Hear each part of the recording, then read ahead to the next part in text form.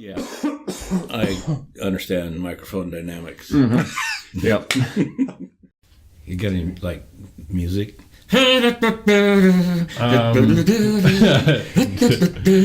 No.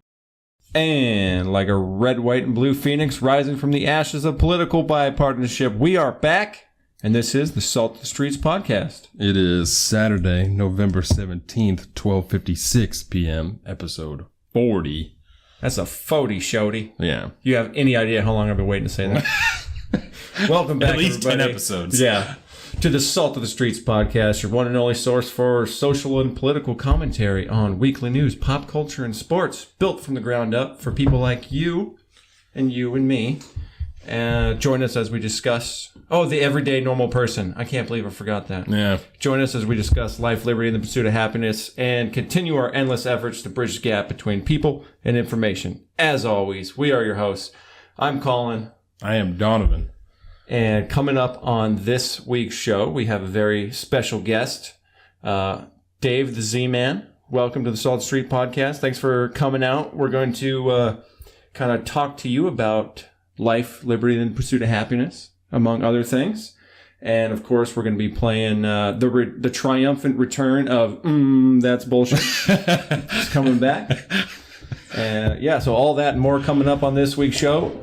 But of course, before we dive in, just take a second to rate and review the show on whatever platform you're on right now, whether it's Stitcher, iTunes, SoundCloud, whatever it is. Give us 30 seconds of your day. Give us a 5-star rating and a nice little written review there. It'll really help out the show. We'd love you forever.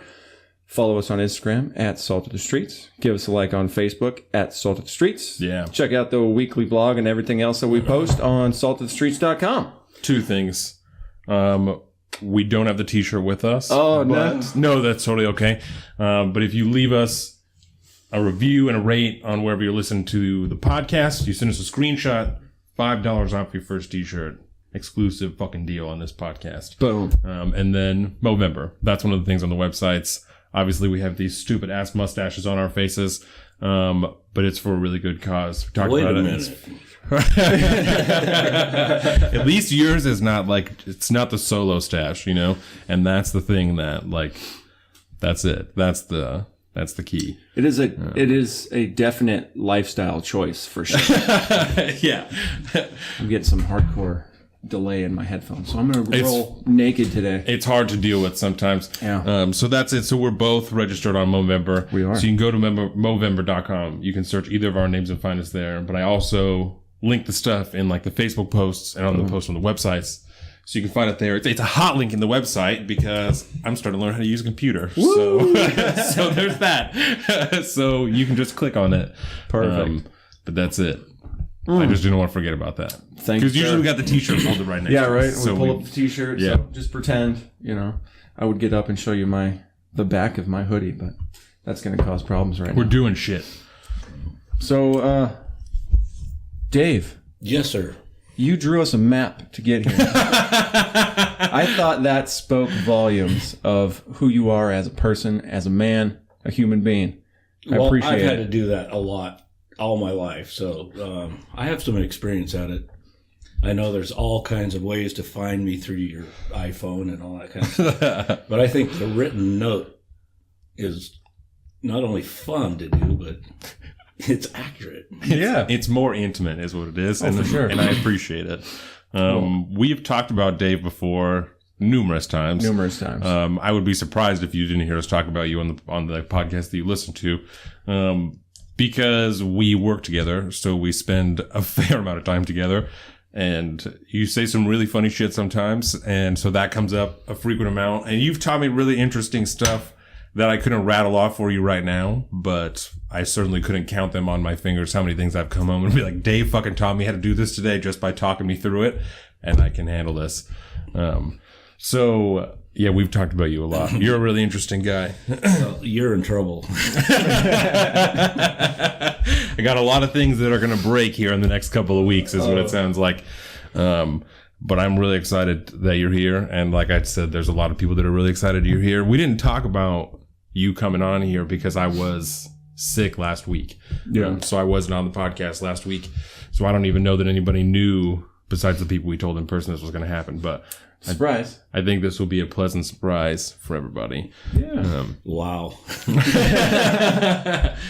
It's the level of our content, huh? Is that where that is? Well, I think Dave just vastly underestimates his interest. Yes. He's a very interesting human being. So this is why I think this, right? Because Dave intrigues the shit out of me, right? Just to calm myself, because I'm... That was good. Now I can stop thinking about it. And so I think that the younger people who listen to the podcast will also think that you're very interesting. And there's also... Like, Jordan's grandma has, like some people that she knows to listen to the podcast, like older dudes, and I think they'll be like, yeah, this guy knows what he's talking about. I think that they'll really like having you on there, because I think that having two young people like us talking all the time can, for some people, be like, why do I even care what these kids have to say about anything, you know? So I do find myself defending what we do sometimes to members of a older generation. We'll say that much. And even, it's not even sometimes how we do it, but it's more like, why are you doing that? It's like, well, let me tell you. I'll tell you exactly why we do it. And, but today is going to be, I think, a little bit, I don't know, it's almost, I don't want to say more fun, but. Our show's usually pretty boring. Unless you're into that kind of stuff, I guess. I don't think that it's boring, but I also do it, so that would be bad if I thought it was boring. Yeah, right. That would be a bad sign. Yeah, so I just thought maybe we could start out because we want to get to know the Z-Man a little bit. And so I had a question kind of pop into my head last night when I was thinking about this. Do it. And I think it's a great place to start. So, where are you from? Where are you now? And how did you get there? Well, actually, I am from planet Earth, and good stuff. I still am on planet Earth. But no, I was originally born and raised in Shelton. Okay. 45 miles south of here. And I lived there until I was 12 years old. And my family moved to Port Orchard because my dad was commuting to the shipyard from Shelton every day. Shit. Yeah, that'll happen. So we moved to Port Orchard, and I entered junior high school at that time and ended up graduating high school at South Kitsap High School in Port Orchard. What year? 1972. Word. I wasn't even born yet. I was born in 94. I think I remember 94. Maybe. That's funny. Were you 17 or 18 when you graduated high school? Do you remember? I just turned 18 just before graduation. Word. That's the way to be. I turned 18 in December, obviously. So same time every year I age. But so that's generally like how that works. Yeah, that's like 2/3 of the way through the school year, you know. So that last pretty part, well into it. Yeah, that last part. Well, I guess not like maybe a third of the way, because school starts in September. So okay. So I was 18 for like most of my senior year. So I got that's pretty sweet. Had cigarettes and shit, and you know. Oh man, that's fucking so cool. Like, cause I don't know, it was harder to get cigarettes then, but that was nice. A definite advantage over being 17 in high school. Definite. I can't remember because I was 17 when I graduated. Because I think I was always like the younger person in the class. I don't know how that works with enrollment and stuff. You could tell me that in a couple of years when Dak starts going to school. How that works, yeah. But I was always the younger one in the class. So I was like one of the last people to get my license. You know, not being 18 when you graduated was still kind of like, you know, I was signed up for the military, but still couldn't go yet. You know, I was like still waiting. So yeah, that's got to be interesting, especially when you went to school. It's kind of even 10 years apart like that. That's a different world all in itself. You know, when we used to go, because we had this thing, I don't know if you guys did that in school, where you could go off campus during lunch and stuff. No, so ours was a closed campus. Okay, yeah, we'd like drive down and like go to the gas station and get some junk food and like stand there all cool and smoke cigarettes because we were bad, you know.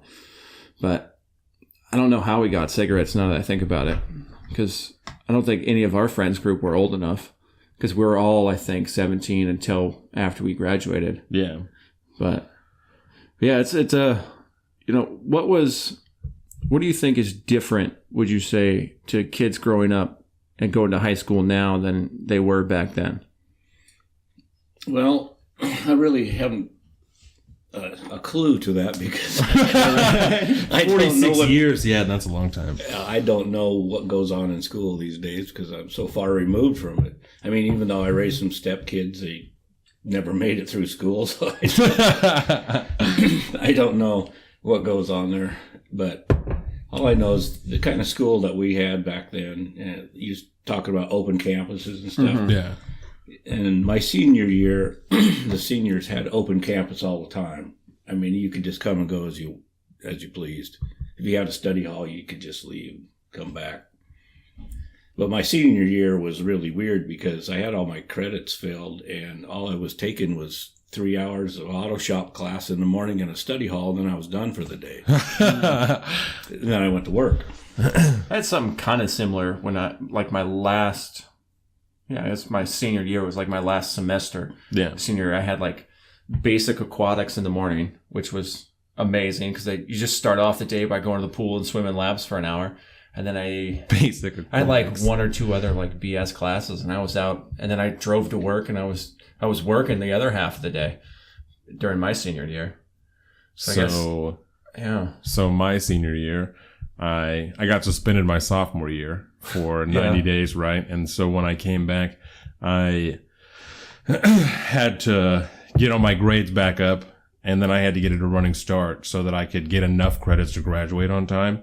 And so I had one class at the high school senior year because my best friend Trenton still went to regular high school, and I wanted to make sure I could see Trenton every day. So I took one class in the morning at the high school, so I knew that I would see Trenton every day, but it wasn't a class I needed. Like, I was taking the class at the college anyway, but I just needed an excuse to make sure that I was there. And then I didn't have a job. I mean, I sold weed for a long time, but I didn't have like a real job until after I got out of high school. Mm-hmm. Was the call center your first job? Yes. Okay. Yeah. Got it.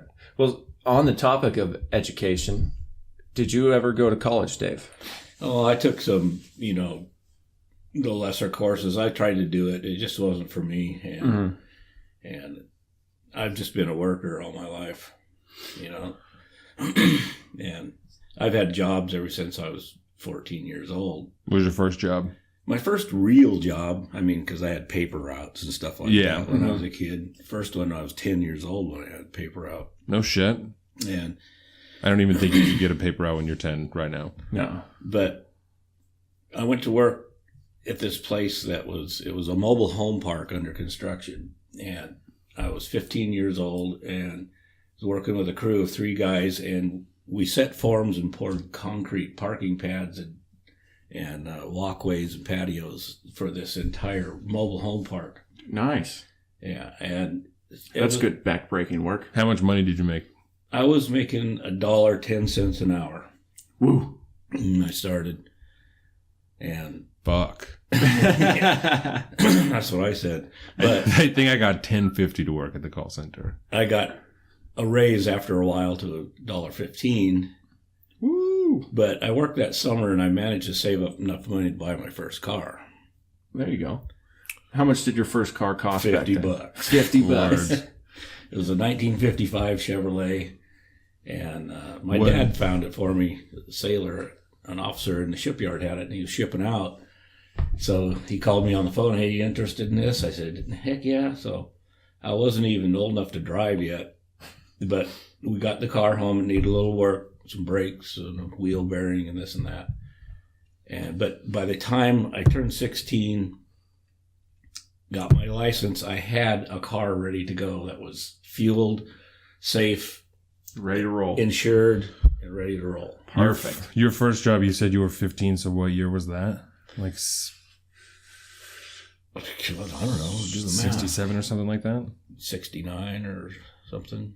Word. Summer of love. Yeah. $7.99. That's what? Because you said $1.15, right? Mm-hmm. Yeah, so that's $7.99. In today's money with the currency exchange or whatever you call that. Yeah. Inflation. I found an inflation calculator. Because that's what I was thinking is like, what? Because that's not even... Yeah. You're not even allowed to pay someone that little amount of money now. No. Like, at least not here, Unless you're Nike and you're doing that to, basically slaves overseas. Did you just work 8-hour days, or do you work more than that? It was 8-hour days. It was a summertime job. In the fall, I worked the weekends, but then it went flat, for the winter when it got dark, and rainy, and all that stuff. Yeah, that does happen. It's not happening this year, thank God. I'm staying very busy. Now that you have office shit to do? Well, yeah, even just like our, out in the field work. Oh, really? Weather's still good. Developers are still building. Still need stuff done, man. Word. It's nice. So you worked concrete for a little while, and what else kind of stuff you do? Well, after that job, is kind of a funny story because there was a landscape nursery down the road from my parents' house, about a half mile down the road. What's it called? It was Port Orchard Nursery, and that's I wanted to work there. And this buddy of mine came by and he said, "Guess what? I just got hired at Port Orchard Nursery." And I went, "No shit." And I went, So he went on his way, and I went down there and convinced them they wanted me and not him. Straight snaked his job? Yeah. That's great. I did. So he wasn't that good of a friend then? Well, yeah, he was my best friend. So you just really wanted that job? He didn't really want it. Oh, there you go. As it turned out, he came back as a laborer after I'd been working there for a while. He lasted 1 week. Oh. So it's a good thing they hired you anyway. Yeah, because I worked there for 3 years, and damn, it was a really good job for me. So it's like good because you like doing real like man shit. Yeah. I like getting my hands dirty. Yeah, real man's work. Getting sweaty and all that stuff outdoors, and I was making good money. By the time I left there, I was getting like $3.50 an hour, and apprentices in the shipyard were only getting that much at the time. Oh yeah, there you go. And then my brother-in-law, my older brother-in-law, called me up and said, "Hey, I need a laborer on a framing crew." So I quit that job at the nursery and went to work for him, and he was paying me $6 an hour. Word. Woo. And I was like, "Yeah." How old were you then? 19. 19. Word. There you go. And but then that didn't last very long because the interest rates skyrocketed at that time, and people quit building. Mm-hmm. So they disbanded the company, and I came back to Port Orchard. They lived in Issaquah, so I was staying with them. And I was sliding on unemployment for a while. That was pretty cool. I got $35 a week unemployment, and that was just, that was just fine. That was fine. And then, you always have to report places that you apply for. Yeah. Mm-hmm. So I went out to this place called Imperial Manufacturing, and they make wetsuits. And I went in there just to sign my card off, and they hired me. It's like, son of a bitch. Why did you do that to me? Yeah. I went, oh, okay. So I worked there for 12 and a half years. Woo. Not bad. Making custom wetsuits, right? And regular wetsuits? Well, I started out just doing the stock stuff and then went into customs. And then I became a supervisor and ended up doing design work. And then the company got bought out and moved out of town, and I stayed here. And by design, just for the people who, because I've heard this a lot, but other people have not. So by design, I mean designing like new products. So new versions of it and shit for like the new season and whatever. And new fashions, new designs. Yeah. Pattern work, all that kind of stuff. Yeah, wetsuits, I would imagine, have to be regularly updated as far as how they look fashion-wise, because otherwise... Well, not so much in the scuba industry. But when that company closed down and I got together with Tim and Nick and went to work with the Bennett Corp. Which is, we have actually, I decided we're going to do this week. This will be the first time that we've actually used the name of the company on the podcast. Oh, really? Because I don't know. They're so weird about like the company being small that I didn't. But when Tyler was on, he said that we could, but I just still didn't. But after I knew you were coming on here, I'm like, this is such a big part of like your story that it's, fuck it, So, yeah. So that's the company that I work for doing but we'll get to that later. So doing the custom wetsuits, and then you got together with Tim and Nick, right? Yeah. And we started the little company, Bennick, and it was just the three of us and working in a garage. And then moved into a little bit bigger space. And what were you making then? We were making wetsuits for diving and hunting and fishing waders, and slowly broke into the medical line. Yeah. And we were starving. I mean, it was slim pickings back then. We would wait for the phone to ring. What year was that? 1986. And I worked there from 86 to 88. And we were starving, like I said. And I got offered to go to work someplace else. And you're like, I got to go. They offered the job to me 3 times before I said, all right, I'll take it. I said I wanted to give this company a chance. Yeah. Mm-hmm. But, I was starving. Everybody was starving. Yeah.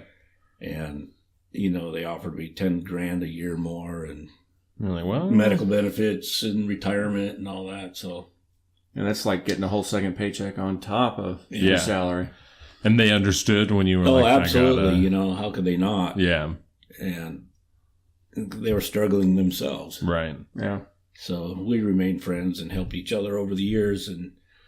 But that's the company I went to made water ski wetsuits, and that's where the fashion thing come in. It's for personal wear and stuff like that. Surface sports. Yeah. And fashion was really important in that. And so I designed everything that we did there. And what was this company? This was Surfer House, right? Surfer House, yeah. We were located in East Bremerton. And where at? It was... not that half these people will know, but I'm really interested. No, it was... there's a building like across Wheaton Way from where Cloverleaf is. Yes. Yeah. It's way in the back. I think they make big toys for kids now in that building. Really? Yeah. It was an old Prairie Market building, which was the first market yourself food store in the county. And it was just a big cinder block building. And... no windows, just a couple doors, and I got the keys to that place. And, the Surfer House was in California at the time, and we were going to move it up here because we have this big glut of employees waiting to go to work. Yeah, from Imperial that shut down. Has it always been, just a sidebar, has it always been that way here? That there's just always been No, I'm talking about trained people in that specific. Okay. So we got this big building. It was empty. You could hear an echo in it. And it was like, well, now what? But we grew that building or that business out of that building to, we had 45 employees at one time. Ooh. Doing about $6 million a year in sales. And then along comes the Chinese and fucking Chinese kicked our butts. And I realized it when I was going through Costco, and I'm looking at this wetsuit in Costco that was selling retail for less money than our lowest price entry level product was selling wholesale for. Ooh. And I went, okay, there's not really a future in this business. Yeah. Yeah. I've been in touch with Tim and Dan, this whole time, and said when the time is right, you can come back and work with us. Yeah, shout out Tim and Dan. Those are my bosses. So shortly after their new building was built is when I came back with them. And that was 20 years ago. Yeah. Wow. And the new building, you mean the one that we're in now or the one that was on Provost? The one that we're in now, yeah. Okay. It's been there for 20 years? Mm-hmm. No shit. Wow. I did not know that. Me neither. That's I crazy. guess that's pretty new, in the life of a building. Yeah, I think so. Well, it was only half of what it is now. Okay. It got expanded. Yeah. There was a big dirt pit there. Oh, really? Yeah, it was supposed to have been done sooner or later. Oh. But until the time was right, it was just an empty vacant lot. Just next waited. to it. So they added on from the offices all the way to the deli. Oh, okay. Yeah. New. All those little offices and stuff. Mm-hmm. Has it always been 2 floors? Yeah. Yeah. That's wild. Yeah, I'm trying to think of where it would end. And then, so essentially where the hallway runs through probably, that was probably the old front door. Like back door. Because the cutting area was there. That far. Oh, wow. No. It was, I think it was at the end of the cutting department. Yeah. I'm not the end it is now. Yeah. Where it used to be where I think where our tables used to be. yeah, that was the end of the building. Really? And at the end of Tim's office, and then there was windows there, and it looked out into the dirt pit. That makes sense, because right where I used to stand, they had that cross section there where you could tell the wall used to run. Yeah, that way. That makes sense. Kind of kitty corner between Dan's office, Tim's office, type of thing. That's really cool to think about. Just I like that expansion aspect. Yeah, it's a good thing. Only so many people will understand exactly what we're talking about, but those who know are really in a fine circle. Yeah, right. They're like, I know exactly what they're talking about. Yeah. Oh, that's funny. Yeah. And so when you started working back for Bennick again, they were still doing the shit. So we make custom neoprene orthotics. Hand splints and knee braces, and anybody who listens to this that I went to high school with, I've been wearing knee braces since I was in junior high. So anybody who remembers or knows me well enough, those type of knee braces that I was wearing, that's the stuff that we make now. But also way more than that, because the biggest part of your job and Dan's job, I think, is when people just send you a picture of someone's body part that is, in need of an orthotic of some kind. Yeah, and you guys just draw something on a piece of paper that you're like, it's going to fold up here and it's going to glue together here and it's going to straighten their arm out. And I'm like, word. I know that sounds good, the patterns and stuff that we do. So you and I are cutters, right? And there's the different departments and all that, whatever, but we base stuff off of patterns and ship them around and then trace them out and then cut them with little tiny pizza cutters. And that design work comes from decades of essentially trial and error, isn't it? Yeah, exactly. Yeah. Because there's nobody out there teaching this industry. No. You can't go to ITT Peterson and sign up for neoprene manufacturing. Because there's a couple other companies that do something like this, right? Oh, absolutely. But not exactly what we're No, our niche is the custom stuff. A lot of people make stock, medium, large of a lot of the same products that we make. Right. So you can buy shit in Walmart and stuff, but we nothing that Ace Bandage makes things, Ace Wraps, Mueller and whatnot. But but they're all garbage. Yeah, you certainly couldn't buy a Bennick knee brace in a Walmart. Definitely not. That's not how that works. And it shouldn't be. Because, everything there is completely custom fit for the most part to the needs of a certain patient. But, so I think that kind of fills in your career right there. We've kind of gone I've only had about 3 jobs. Not bad. Hey, me too. But the impression I'm getting is that you've, one way or the other, always been in some form of a trade. Mm-hmm. Now, essentially, you probably didn't necessarily choose not to go to college. It was more of just, it's not what I want to do, wasn't interested. I'm sure it was a completely different time back then as far as how much costs were and all that good stuff. But getting involved in the trades and then just kind of never leaving. Have you ever thought about a career in anything other than something where you're working outside or working with your hands? Or Well, I think everybody has a little dream of doing something other than what they're doing. Yeah. However, when I got back to work with the Baumgartners, it was clear to me that this is where I was supposed to be. Yeah. Probably for the rest of my life. Because a lot of my former jobs, I hated them with a passion because they were just way too stressful. Yeah. Yeah. But I really liked working with the materials. Mm-hmm. Maybe because I'm a dumb shit. You don't have to be exact with working with neoprene. It's stretchy. It's not like you're cutting sheet metal or machining metal that has to be measured with micrometers and all this kind of, if you're a little bit off, it's still going to work. So right. That works for me. Eighth of an inch ain't going to kill you. Yeah. That is nice. It is the saving grace and at the same time, the most frustrating part of that job, Like, I remember when I first started, like, the phrase that I hated the most was, like, the wheel knows. You know, like, you just gotta trust the wheel. Like, it'll, like, when you just cut it out and, the wheel just knows. I'm like, what the fuck do you mean the wheel knows? Like, that doesn't mean anything to me. Like, tell me what this is supposed to look like so that I can recreate it the next time it comes around.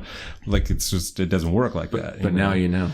Well, I remember vividly you asking me to help you with something when you worked there, and I, like, stopped and laughed at myself, and I said, you know, I'm really sorry that I have to say this to you because I hate when they say this to me, but like, you just have to trust the wheel on this one. Like, you just have to go, and like, the wheel knows. And I was like, and I know that doesn't help, you know, but like, you got to do what you got to do. Once you just lay back and accept it, life just works out. Yeah, but it is surprising how many times you're like, yeah, I'm just going to go for it. And then you put it together and you're like, no shit. You're like, all right, man. You're like, there is something to this. Like, you just got to trust this stupid little thing. Well, it's because there's a thing called a fair line curve when you're making patterns and stuff. And a lot of times when you're driving the wheel can only go basically in that curve. It's not going to make something so radical that it's not going to work. Right. So the wheel kind of just drives that way. It just knows. Yeah. Just knows. It seems silly, but I'm going to chalk that one up to physics. Yeah. No, it's because physics. It's just because. Yeah. Just because. Yeah, it's pretty interesting. From time to time, I've tweeted out pictures and stuff of shit that I've made, you know, that just is really like, and especially the last couple of weeks or months, since Jordan has been pregnant, you know, when I've made something for like a really little kid, you know, I've just tweeted out like, you know, I just made a splint for a fucking 4-week-old kid, you know, and like, just appreciate what you have, you know, because that is, it's like, it's so sad, you know, but it's like one of the things that I love most about that job, you know, is knowing, like, when I get so frustrated with it, being able to take a step back and be like, just worth it, you know, like, it's frustrating and this doesn't make any sense, but it's gonna improve somebody's life when they get this, you know, and that's like, that's awesome. For the most part, every single product you make is going to an individual person that needs that. Yeah. And that's going to improve their life. Is that what keeps you there instead of doing something else? Because you never worked in the shipyard and you never joined the military, and those are the two big things. At least when I was growing up and, getting out of high school, that like, those are the two things that like are really kind of presented as big options. It's like, well, you can join the Navy, you know, or you can work in the shipyard, or you can fuck off and work at McDonald's, or you can go to college, you know, and like those are the options that were presented. I've never even applied in the shipyard. Yeah, even though. Which is rare. My father came from the shipyard. He retired out of there. And it's probably the reason I didn't, because of, you know, I saw his hypertension and stress and all this stuff. And I didn't want to be a part of that. Not only that, the shipyard is so big. Yeah. It's that you can't use your creative juices and change anything in something that big. And you could be sitting there making something that you will never see. You know, it'll go into the bowels of some ship somewhere. Yeah. And you'll never see the end result of what you've spent your day doing. Mm-hmm. And I just can't be a part of that. When I worked for Imperial and got to make patterns and design things, I knew that I was making a difference. Yeah. Mm-hmm. And it carries on up to this very day. You know, what I can do personally can make a difference to the company, to a person. Lots of people. Yeah. Yeah, and I mean, you piled 20 years of doing that same thing every single day, a number of different, you know, patterns a day. Right. Yeah. That's a lot of people. How many splints do you think you cut a day? I have no idea. I used to keep track of it. You know, it was probably somewhere between 25 and 30. Yeah.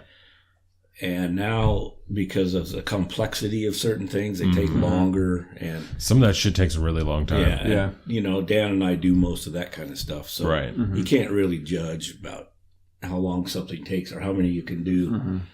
But there's a lot. And we comment all the time with that stack of orders, you know, is this all? And going, we've been doing this every day for 20 years, and there's still people that need this stuff. Yeah. You'd think that eventually everybody would have one.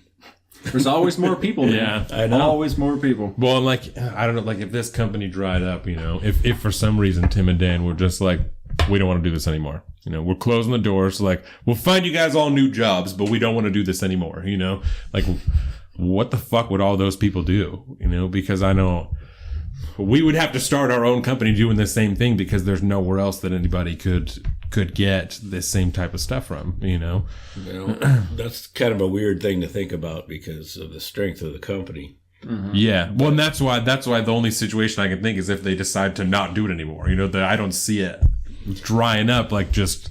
Well, you know, when I was younger and working at Imperial, I thought it would be there forever. Yeah. And that's not the case. I mean, it was a large company. We had 150 people there at one time. Shit. And we thought, okay, this is it, you know, and we were one of the 3 big players in the country.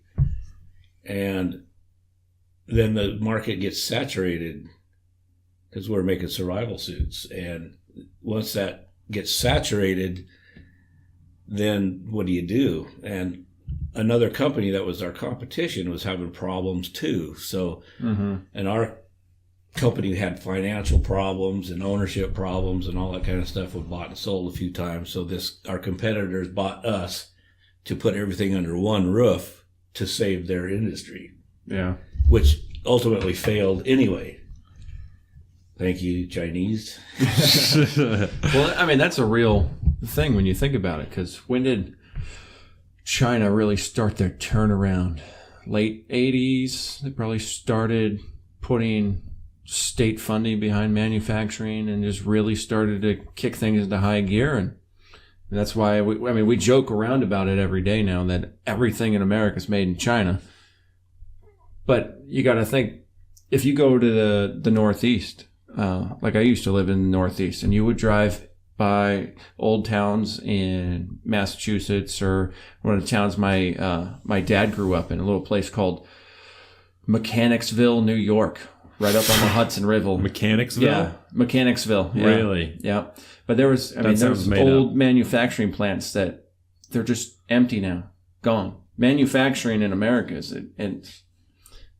it's almost non-existent anymore, and I like to think it's coming back slowly. But you know, when you have international competition, like in this case the Chinese for one, I mean, it can do a massive detriment to the local economies. Yeah. I mean, you got 150 plus people now that there's no industry anymore for them to have a career in. They have to find something else. Right. You know, luckily, I think for at least in like your guys' case, I don't think anybody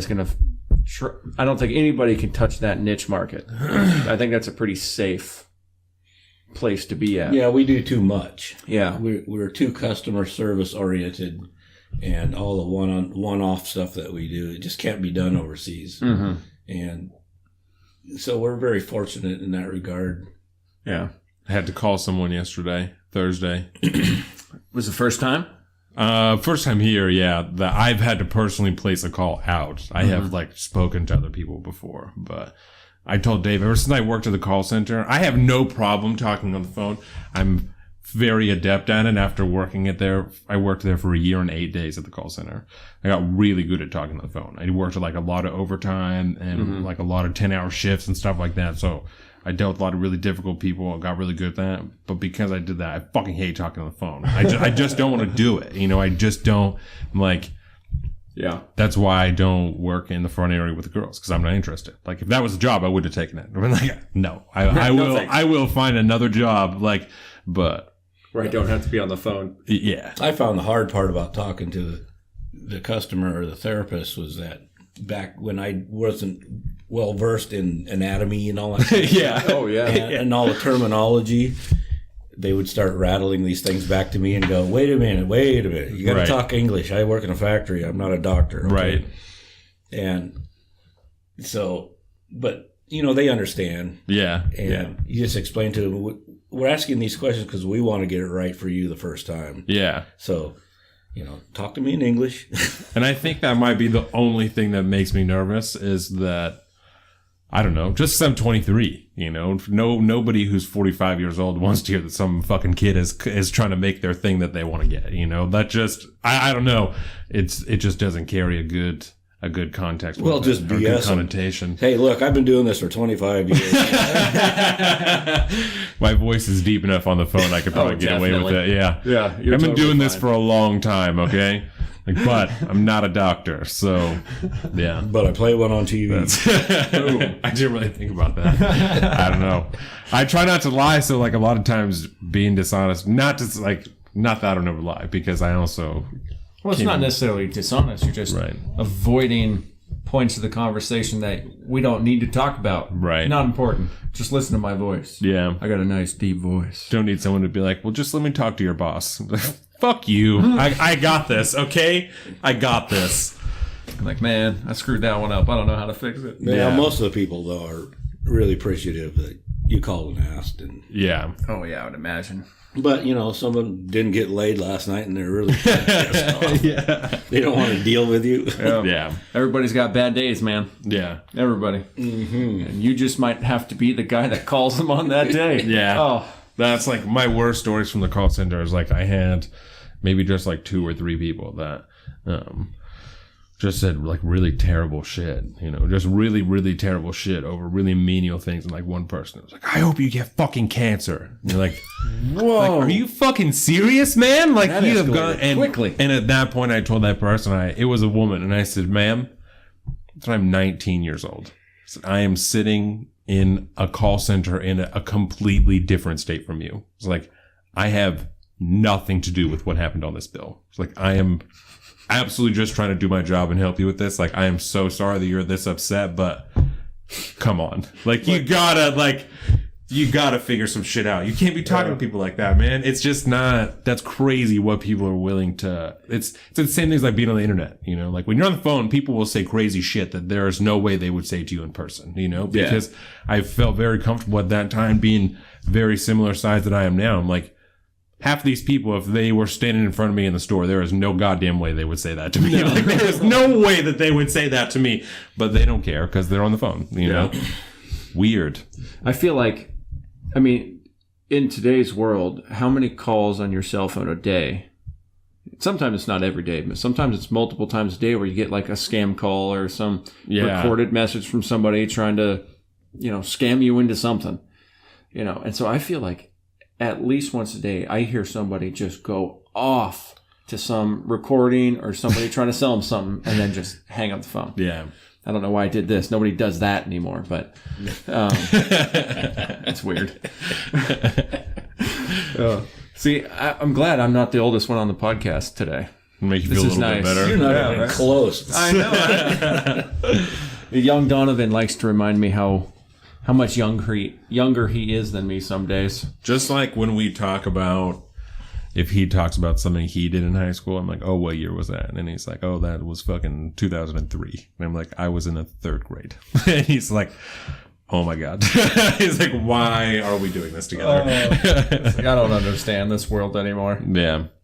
So to kind of pivot off of, you know, you essentially having your entire career in the trades industries, do you look at today's world and see kind of I don't want to say a gap or a loss in the trade industries? Absolutely. And how important do you think it is to just American society that we kind of figure that out?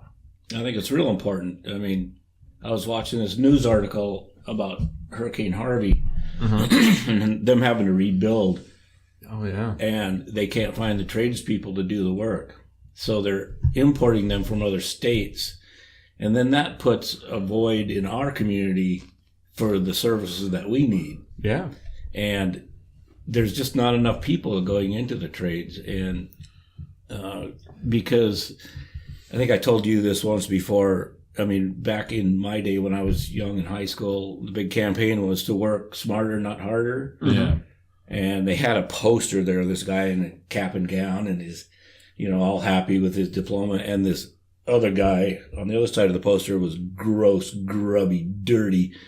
You know, he's been in the mines all day or something. Man. get a good education, get a good job. Well, everybody wants those good jobs now, the quote unquote good jobs where you don't have to get dirty. Yeah. And nobody's learning the trades. So I think that right now, the smartest thing a kid can do is to prepare himself for a trade in high school and then go into a trade school after high school. Yeah, I like that. And then in a matter of no time, they are out serving their apprenticeship and making bank already. Yeah. And then they don't have a $200,000 student loan to pay off. Mm-hmm. Yeah. And by the time a college student gets all the way through college and then scrapes for his job at McDonald's being a manager, this other dude is already filled his apprenticeship. Yeah. And he's a journeyman. He's making good money. He doesn't have a lot of bills to pay for that student loan, and he's on his way to a career. Yeah. He could start his own business at that point. Yeah. Yeah. And fill your apprenticeship, go out, start your own gig. Mm-hmm. And sure, it's hard work. Yeah. But that's what this country was made of, is hard work. Yeah. And everybody wants to sit in a cubicle and punch buttons and that's one of the things that really amazes me about this country is I look at Seattle and I see all these skyscrapers over there full of offices. Yeah. And I'm going, what are they doing there? All the tech jobs and stuff. Yeah, what do they do? Yeah. I can see a building where we work, where these people go in and they fidget with stuff all day and it gets shipped out. Mm-hmm. There's a product, you can touch it, you can feel it. We're making shit. Somebody buys it, but then I look at those skyscrapers and go, and they're just people sitting at desks. What are they doing? Yeah. What are they really making? And why do they have to be there? Yeah. Because it's the grind. Yeah. Everybody's got to get their piece, I guess. But yeah, I bring that up because, in my industry, which, again, I'm not fully ready to disclose yet, especially considering, stuff. But, generally speaking, the industry that I work in is land development, home building, the bread and butter of what, Kitsap County really is made out of.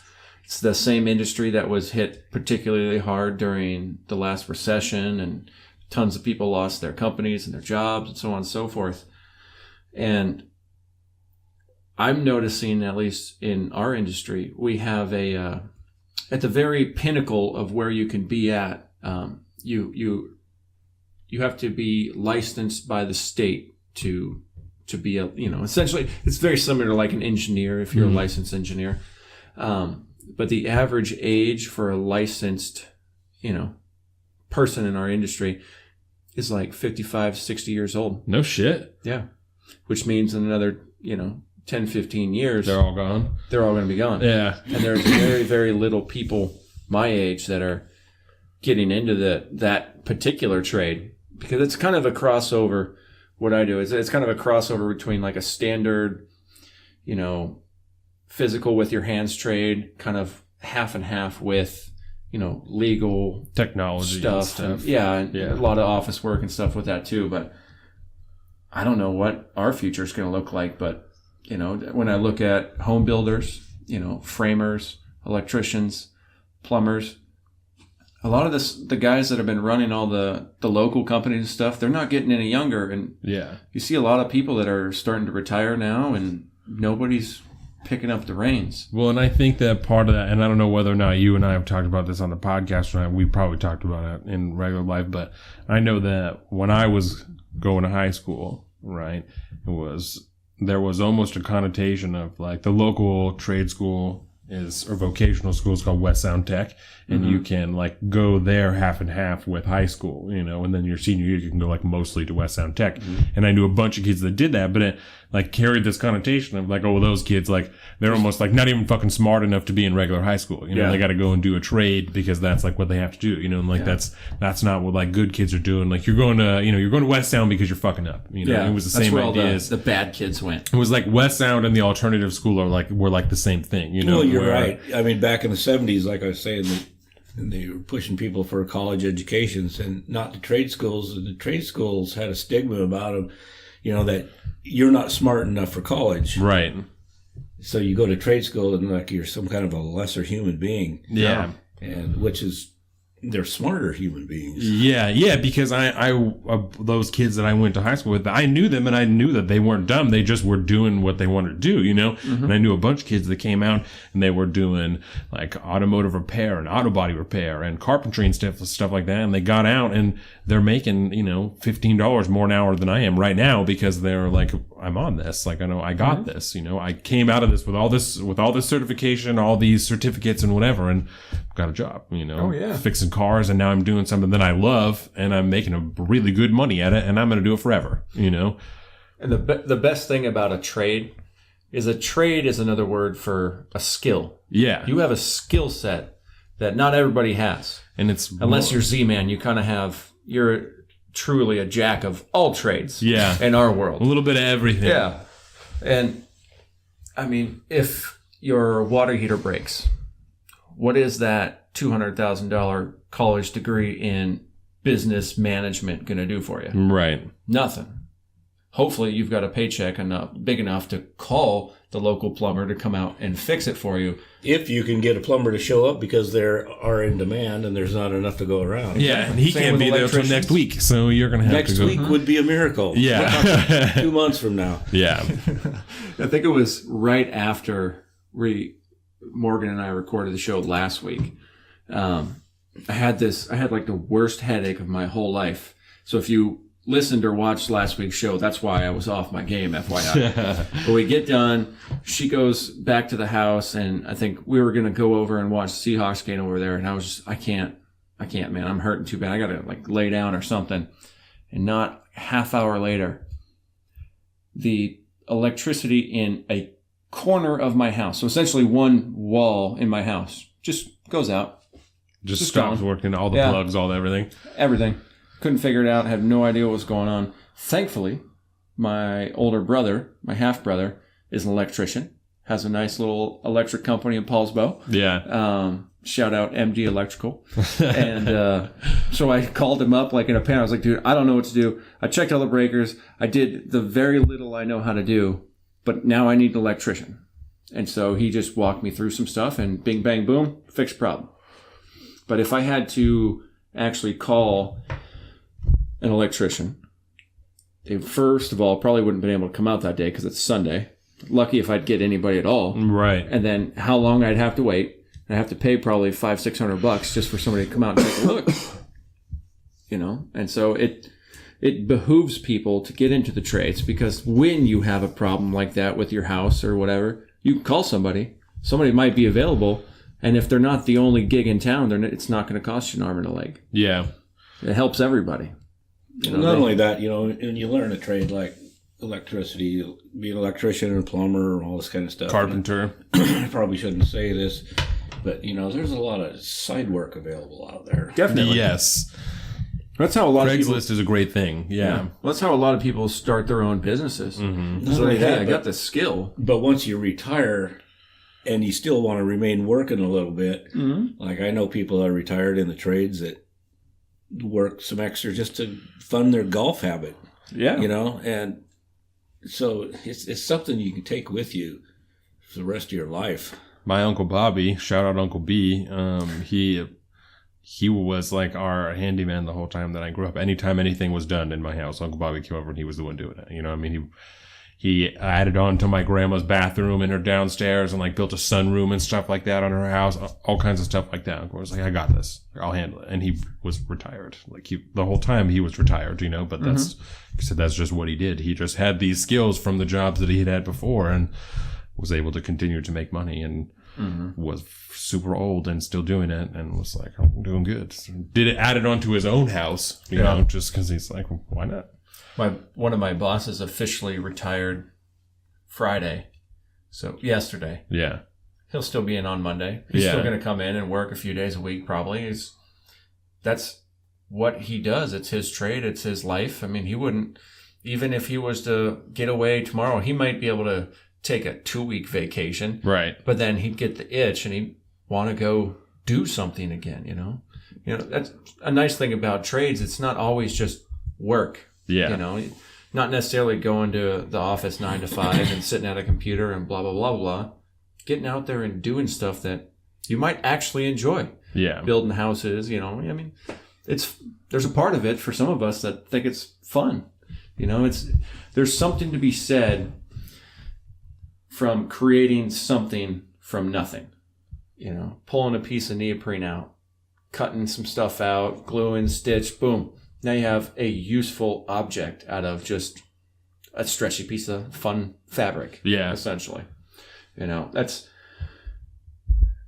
And just knowing who you are, the little bit that I do, and working with you for those years, I knew you were an enthusiast for the trades. Well, I like working with my hands. Just like you said, the pleasure you get from making something out of nothing. I built 2 sheds in the backyard this summer. Yeah. And it's like, it's fun. You start with nothing, and at the end of the day, you see progress, and as time goes by, you have a finished product there that you can use. You've improved your property, and you didn't have to pay somebody to do it. Yeah. And I've always lived on, what I say is, if I can do it myself, I'm going to do it. I won't pay anybody to do anything that I could possibly do myself. I would rather, yeah. And sometimes I don't know, but I'll look it up and I'll learn. And I'll give it a good shot. It usually comes out okay. Well, that pursuit of knowledge, too, I think kind of goes hand in hand with being in the trades in general. Because you start out usually as like an apprentice, and your main job is to learn for the next X number of years, whether it's, the hands-on experience and learning from that, or learning the theory behind what, actually physically happens. And, there's a lot of, numbers and geometry involved in, say, building a shed. There's a lot of that stuff. If you want to put some kind of you got to have some kind of slope on your roof. Right. You're going to have to figure that out. There's some really basic math that you can play with there.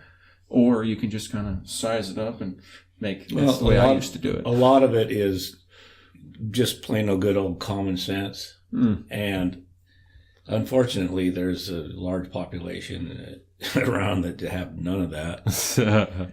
No argument there. And but if you have common sense when it comes to building small projects like that, and I was fortunate enough to work on a framing crew for a while. Yeah. So it gave me some really good basic carpenter skills.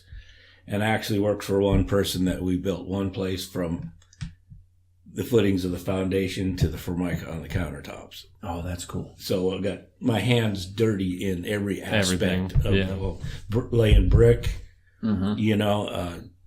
siding, roofing, like I said, formica countertops, all that stuff, trim work, all of it. And I've carried it through my life with me, and it's worked out quite well. Yeah, I totally agree. So the very first job I had was for a summer. I did construction I had like a paid internship. And when I got there, we were doing like the subflooring and all that shit. And we did like radiant heating in the floors. And then when I left, they were finishing up like all the stairs and all the insulation and shit on the inside. So we did like most of that stuff. And it was like a triplex or what the fuck ever. And there's not a whole lot of shit that I remember from that, but even just like when I had to put up that closet, and like stupid stuff like that, when I have to finish up the baby's room, like that's going to be a useful thing that I'm like, okay, I can remember kind of like how this goes, Yeah. It's all the stuff that I've had to do on my car. The Land Rover was a great gift. But if I fucking hate this car as much as I love it. You know what I'm saying? And everything is so expensive to get done on it that it was a huge incentive to learn how to do that stuff. And I didn't know, growing up with a single mother, I didn't know shit about most of that stuff. And so I'm still learning it now. And that's how I changed the water pump in the Land Rover. I did the stupid ass ignition, like I had to do all of that stuff for the same reason. Like if I can figure out how to do it myself, I would way rather do that than have to pay someone else to do it. Yeah, well, with YouTube and things like that, exactly. It's like there's no reason that you shouldn't at least try. Yeah. Thank God for YouTube University, man. Yes. I've learned how to do so much from there. That's how I learned to do those things with the car. Is I found the company who sold the part and made a video on how to do it. And I was like, well, that is perfect. And that's how I did that. Dude, I used YouTube for stuff in my career. Yeah. Like, because we do a lot of stuff with like CAD drafting now. Yeah. And I'm starting to get into that world, and that is the CAD world runs super deep. complicated. Yeah. That is super complicated. Thank God for YouTube for just at least pointing me in the right direction, give me some kind of basis to take a step forward, and then I start to play around with and kind of learn. It does help, though, I think, that at least, like, again, in the trades, I feel like there's a big population in there that enjoys learning new things just for learning's sake. I mean, would you say that's kind of a true statement, generally? Because you're at least when you're asking me or him, or just I guess us. both of you. Open question to the table here.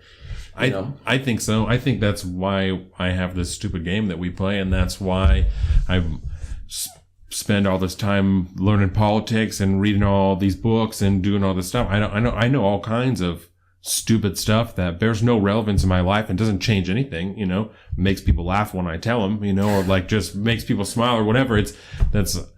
I think for some people it does. Some people couldn't give a shit, I think a lot of times people are just generally lazy. Yeah. Because learning does take effort. But so this is a problem that I personally run into that frustrates me, right? People who will pose questions and they're like, I wonder why this happens, right? And then they'll text somebody on their phone. Fucking Google it. Take 2 seconds, because it's not as hard as it used to be to learn that. You don't have to go to a library and find the book anymore. You can Google it, and the answer, Google will even find the answer from a website and put it above everything else. So you don't even have to open a different website. It's just right there. It's right there. It's. I wrote this. I have this phrase that I use all the time now, and I tried last night to find who I could attribute it to originally being said. And the closest thing I got, and don't give this away because you might actually know where this is from, but it was said by a Professor Hubert Farnsworth. Word. It is, the pursuit of knowledge is hopeless and eternal. And that's something that should be celebrated. That comes from a cartoon show on Fox, used to be on Fox, called Futurama. Yeah. And I swear to God, those are words that I live by to this day. And I love it because once you kind of get into that world of learning new things, and just for fun, even, and then a lot of times you learn things for fun that turns out to be useful in the future. Yeah, especially if you go on Jeopardy. Yeah. We don't need Jeopardy. We have that's bullshit. Yeah. Yeah, I don't know. That's something I wrote down last night because I knew we'd be talking somehow or other around this, and I wanted to bring up, future learning outside of school, because I think it's, like you said, people generally are probably kind of lazy when it comes to learning things. Yeah. I think that has to do with, generally people don't like to struggle much anymore because it's 2018, man. Life should be pretty easy, right? Right. But struggle, breeds confidence, accomplishment. I mean, it brings new things. And if you're not struggling, whether that's trying to learn something new or other, I mean, what are you doing? Just sitting down and watch TV at the end of the day? Playing video games? Nothing wrong with any of those, but right. You should work some struggle into your daily life, especially if you have a job where you're just sitting in an office all day and, whether you're at a call center or you're customer service somewhere doing something important, but, better yourself every day. Learn something new every day. Well, and that's so that the blog post that I did last week, that I don't know if I've talked to you about Dr. Jordan Peterson or not before, but he is this psychologist from Canada, and he gained fame or infamy, however you want to put it, when they introduced a bill into Canadian Parliament that was called Bill C-16 that was going to implement the use of 75 different gender pronouns that like people could choose to be identified by, right? And Dr. Peterson's argument was that new legislation coupled with the Ontario Human Rights Commission, right? There was some particular code in there that said that if you misidentified somebody, it was a hate crime, right?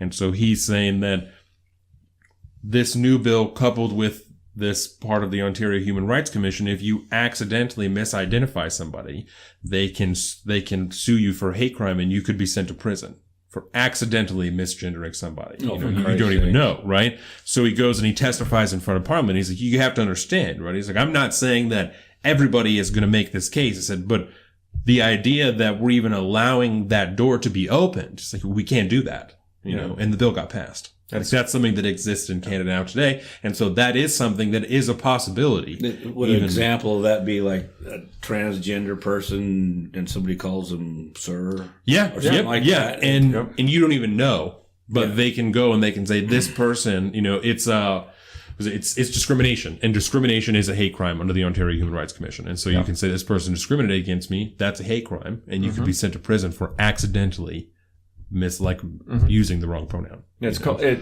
generally it's called compelled speech. Yes. And so the state now is compelling you to speak a certain way, and you no longer have free speech. And so he wrote a book that is called 12 Rules for Life, An Antidote to Chaos. And it is, and I wouldn't say directed towards young men, but has largely been picked up by young men because it's a way to like 12 things that just teaches you how to focus all your energy and all your shit into something productive instead of just nonsense, you know? And so I've been doing every Wednesday, we put out a blog post on saltofthestreets.com and we switch back and forth. And so I've been doing all of my pieces the last couple weeks on a different rule from the book. And so the one last week that I did was pursue what is meaningful. Yeah, pursue what is meaningful and not what is expedient, you know? And so the whole post is about like, you have to struggle in your life or else you're not learning anything. You know, you have to struggle to be able to appreciate what you have and to be able to learn to appreciate what you have. You know, it's none of that stuff is worth it at the end of the day if you just continue to take the easy route all the time. Yeah. You know, and I think that that's super duper important. And super duper. Yeah, and just that with the kids that are the people that are my age not being taught that, you know, because we are taught like, well, you're all individually special in your own way, you know. Everybody gets a trophy. And with that, you can all make your own opportunity. You know, you shouldn't have to have your own job or even, you know, you shouldn't even have to fit into a particular gender role that exists, you know, because you are so special. You know, you are your own thing. You know, and it gets us to these points where people don't want to have a hard job. You know, we don't want to even be identified as something scientifically just for the ease of the fucking government to count people, you know, like we have to, no, I want to be something extra. I don't want to be identified as these two things. You know, I'm more special than that on an official level too. And that's, yeah. And that's a horrible flaw with my generation that I don't know exactly where that came from, you know, but it's my generation too. I still fit into that millennial category, unfortunately. Well, you just inspired me to write my own book. Oh my God, yes. Well, that's actually why we're here. It's going to be called Driver Stop the Bus, I Want Off. Well, you know, and in the original concept of America, that was kind of the idea. Yeah. Is these states could kind of develop anywhere they wanted. Every state was its own little experiment. And if you were born into the great Pacific Northwest and you were born into this, you know, crazy leftist area that we kind of are, if you don't want to be there, you can pick up stakes and go someplace else that, you know, that reflect the values that you have. Don't need a passport to move to Texas. No. And in some ways you could still do that, but by putting more and more things on a federal level, that's kind of an all-encompassing umbrella, you're kind of negating that, which I think is a fundamental flaw of what we view the government as these days. But yeah, that's a whole nother Yeah, that's a series of podcasts to have there. But on the topic of values, Dave, would you say that you have a number of core values that you like to live your life by, even subconsciously? Yeah, you know. So what are like the first three that just pop into your head? Well, it goes back to the first thing you learn in school, and that's the golden rule. You know, just do unto others as you'd want them to do unto you. Yeah. And if everybody lived by that, this would be a wonderful place to live. Right. You know, honesty, integrity, you know, be all you can be. Yeah. And that's try to, you know, the way I try to live my life is like what I want me for a neighbor. It's a good place. That's a good place to start, man. Yeah. That's actually, I think, I mean, we talked about Jordan Peterson. That's one of his key points is, you know, he always has this phrase says, you know, clean up your room. Mm-hmm. You know, live life.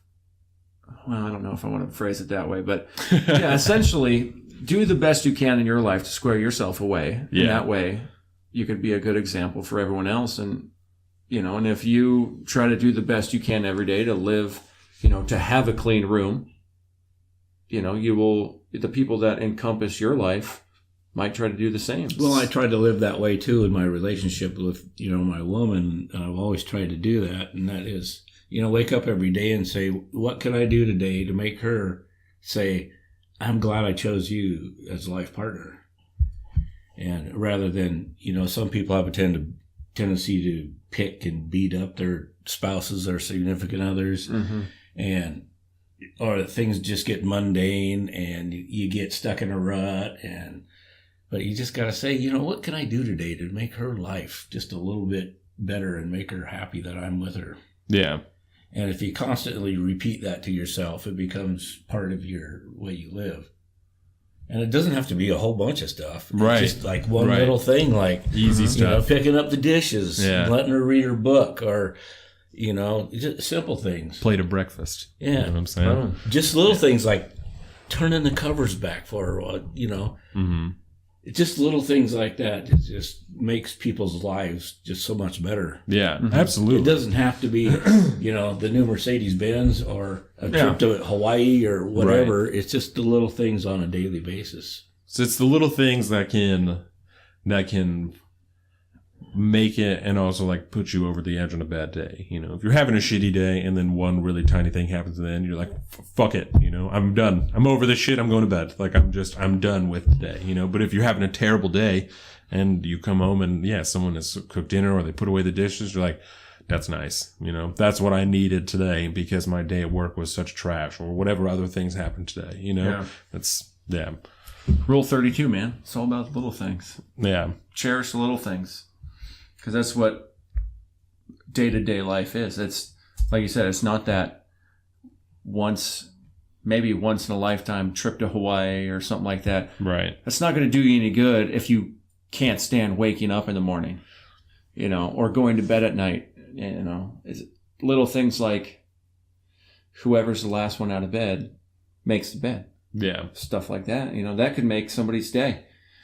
And you never know when, you know, when your significant other comes home from work, you know, whichever one of you is home first or something like that, you never know exactly how their day went completely. Right. And just doing one little thing to help make their life a little easier could be that could be the turning point of the day to either this was a good day or this was a total crap day. Yeah. Yeah. You know? Yeah. I mean, she could walk through the door and having a terrible day or something, and you could be sitting on the couch and watching TV and just go, you know, or you could get up and say, hey, welcome home. Great to see your face. Yeah. And a hug and a kiss and, you know, can I get you anything? Yeah. You hungry? Yeah. There's a nice glass of wine right over there for you. Right.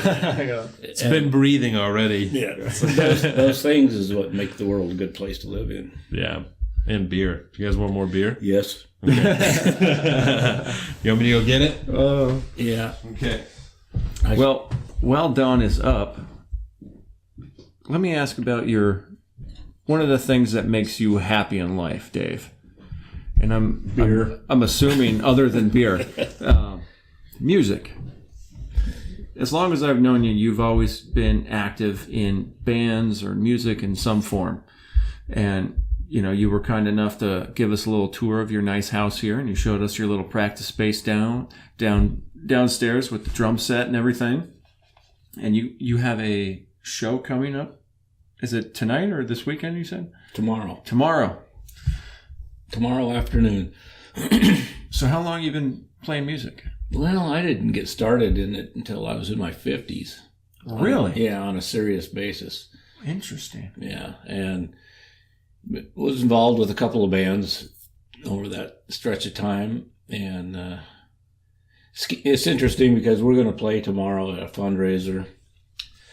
It's a freebie show for us. We're just donating our time. But our band hasn't played in 14 months. So, and we haven't practiced either, so... Oh, it's fine. But, we're just going to play a lot of the stuff we played. We were together for 8 years playing, quite regularly. So it's all muscle memory at this point. Yeah. We won't, skip a beat. Mm-hmm. But music, it was kind of fun. I haven't been doing much of it lately because our band kind of went its own way for various reasons. But it was kind of fun because I didn't get started in it till late in life. And I see a lot of people, I know a lot of people in the music locally that has been doing it since they're teenagers, and they're my age and they're still doing it. And I think I have kind of an advantage over them because it was new and refreshing to learn all this in my 50s. I always messed around with guitar since I was a kid, but never did anything seriously. So when I had the opportunity to get involved, I went full guns, and I spent a lot of money on equipment. That does happen. Countless hours learning. This whole playing bass for this band was kind of thrown at me. And so you play bass mostly? Yeah. Okay. And that's exclusively what I do right now. But I had to learn it in a short amount of time, so that the band could get out and do some more gigs and stuff. And I spent an awful lot of time just learning. I did terrible poor. No judgment. So, what kind of music do you guys play? Well, we just do cover songs, classic rock, everything from, Zeppelin, ZZ Top. Our tagline is everything from Elvis to Primus. Did you say the name of your band already? No. The name of the band is Snakebite. Yeah, I love that name. We should talk about some of the other bands that you were into. Yeah, we have our own gang sign, Snakebite. Snakebite. The fangs. Before that, I was associated with a band called Z-Rex and the Ninjas. And I only got involved with that because my wife, or my ex-wife now, got picked up as a lead singer with their band. Oh, there you go. And I started running sound for them, and then eventually got to play second guitar with them on an assorted amount of songs throughout the night, and mostly I ran the sound for them. But as all bands experience the inevitable breakup. Yeah, right. And do you realize that on the national average, these little bands, local bands and stuff, only last 18 months? Wow. That's the average lifespan of a little local bar band. Really? Yeah. I could see that, though. Just because you think about like a small-time kind of pickup band, if you will. Everybody's got a full-blown career and a life, and, it's got to be hard. Oh, it's an incredibly complicated thing to get 4 or 5 adults together to agree on one thing, or find the time to practice, or agree to take a gig because nobody's busy that weekend. There's all kinds of things that can really cause a lot of problems in the band. And I can see it when you're young because nobody has anything else to do anyway. Yeah. Mm-hmm. So the band is a thing. You can put all your focus in it. But when you're older, you know, oh God, I got the kids that are in baseball, and I got a tournament that week, and my wife hates music, so she hates this band, that kind of thing. Yeah, and so it's kind of tough. Well, shit, we have hard enough time sometimes just trying to make this work once a week sometimes, and we don't have kids yet. You're almost there. Jordan is 31 weeks tomorrow. So, you ready, Big Daddy? Yeah, 9 weeks out from the due date. So we are danger close. Yeah, I could see that being a huge issue, man. I mean, I've been playing drums off and on most of my life. Again, I started when I was a kid because my parents were saying, you're going to learn an instrument, you're going to be in band and all that good stuff. And I think that's probably one of the best things that my parents could have ever forced me to do, because you carry that with you pretty much your whole life. But man, there's always a part of me, man, when there's, like I really like some of the old school 90s rock bands, because I grew up in that era, like Green Day and Offspring and, even Nirvana and stuff. So many times, like, man, I wish I had a group of friends that we can all get together and just play these songs. But I'm more realistic than I don't have time to do that. Well, when I got into it, I made the time. Mm-hmm. And fortunately, I had the support of my wife at the time, because she was involved in the band too. Mm-hmm. So it was a common goal and a common interest between the two of us. And it was some wild and crazy times, but, because we're playing, over 30 gigs a year. And, that's quite a few weekends taken up. Yeah, that happens. Because when you have to make the time for that, there's only so much time to make. You only got 24 hours in a day, 7 days a week. Right. How many days a week were you guys practicing? Usually just once a week. Mm-hmm. But the Snakebite band, in the beginning of that band, they were practices.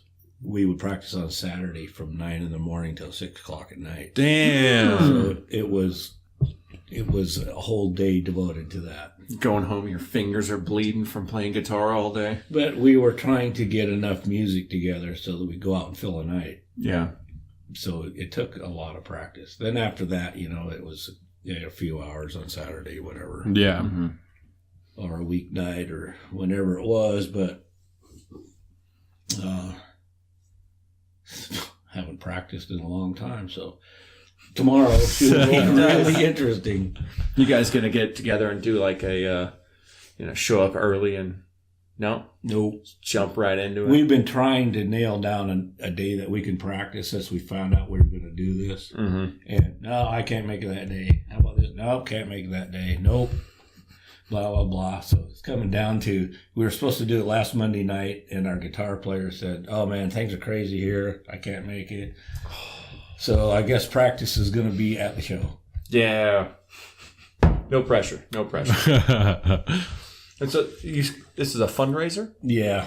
For like a local charity event? Or yeah, I'm not too clear about exactly what it is. The thing that I heard in the beginning was there was an equestrian center that burned down, and they boarded orphan-type horses and stuff. It was a place for unwanted and abused or whatever horses to live, and the place burnt to the ground, and they're trying to raise money to rebuild.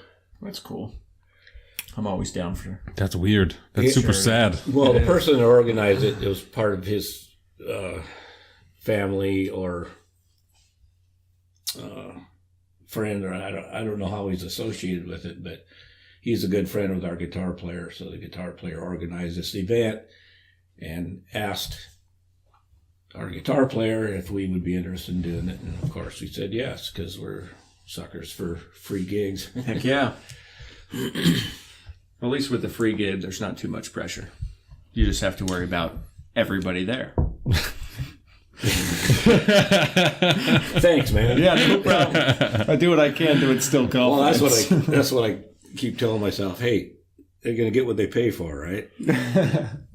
Well, I'm sure you guys will do fine. I'm sure. First song might be a little rough, but then all of a sudden you'll find that you'll jump right back on it. Yeah. Well, there are certain songs that we never practice anyway. Oh. But we play them every time, because every time we practice them, we get it, nail the song, and then go to the show and screw it up. So there's one song by Ram Jam, we play Black Betty, that song. And it's like nobody around here plays that song. So we don't even practice it anymore. This is what it is. We're going to go play it. It's in the set list. We're going to play it. And then we'll all look at each other like, wow, we did it. Yeah. All right. Figured it out. Yeah, when you're up on stage like that and you're just kind of in it, you just have fun with it. If you're not worried about it coming up and you're like, hey, let's just do that. Like, yeah, let's do it. I can imagine that there's a big mental block that you just kind of get over and be like, all right, no, let's rock this out. Well, the thing is that everybody makes a mistake when they're playing live music. That's just a gimme. And the difference between certain bands is how well you cover it up. Yeah. If you can cover it up and nobody notices that you made the mistake, then, you're on top of the game. Yeah. But it's when I've known some bands that they make a really horrible mistake and they just stop. Oh, shit. It's like they're looking at each other now. What'd you do? You did that? I don't know. What'd you do? You did it. And then they go, where were we? And they try to pick up the song. Oh, no. It's like, that's not healthy. No, you just move on. Yeah. Just somebody hit a sour note. Just keep rolling. Yeah. Don't worry about it. That's a creative license. That's what that is. That's all that was. Kanye West was on SNL one time. He's probably been on a couple of different times, but one time he was performing and just completely forgot the words to his song, like in the middle, and just said it, but kept going. He just started freestyling, and yeah, it was pretty interesting. Well, our singer's like that. He'll forget sometimes, but he'll just make them up. Yeah, and if you can do good enough, you're good to go. Well, he's pretty sharp that way. So. Yeah. Did he already ask you how long you've been playing music? Yeah. How long you been playing music? Well, I haven't started yet. I'll start tomorrow. Do you say the same thing to him? No. I'm glad. At least they didn't have to hear that joke twice. Well, in some people's opinion, I haven't started yet. You're just kind of fucking around. Yeah. Well, that's pretty much true. Yeah. I'm not a musician. I'm a bass player. Yeah. Did you ever want to be in a big band, or you just do it for fun? It's just a fun thing. Yeah. Just always like a side hobby. Yeah. Jordan's stepdad, Leif, is in a band called Jaded Mary. And they've done all kinds of performances, but they did the main stage at Hempfest this last year. And that was pretty cool to go and watch them do that. They've been on a couple local radio stations and stuff, and it's cool. Well, I think that I don't care who you are. In my opinion, every person in the world has fantasized about being in a rock band. Yeah, definitely. It's fantasized about being on stage and just wailing out some music. I mean, every kid has their rock idols and all this kind of stuff, but it's not that many that actually get to experience it. Yeah. And for me, starting as late as I did, it was really a thrill. And it was very nerve-wracking. I was very nervous. Oh, my God. It was a wreck. Yeah. But once you get over that, and it's really fun. But, there's not you take a group of 100 people and ask them how many of you have ever stood in front of 200 people and played live music. Not very many. Yeah. Much less talk in front of more than 10 people. Yeah, exactly.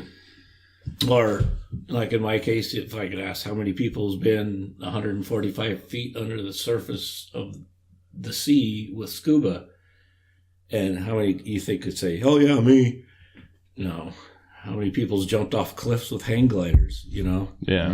You've been hang gliding before? Oh, heck yeah. Oh, heck yeah. Yeah. Been hell of times? I got involved with that at the birth of its sport. Really? Yeah. A bunch of us guys saw it in a magazine, and we collected our money and bought kites, and we were on our way. And is that wild as fuck? Oh, yeah. That sounds so awesome. It is, and there's no bigger thrill. I mean, I've jumped out of airplanes with parachutes, yeah, which is the absolute biggest thrill of my life.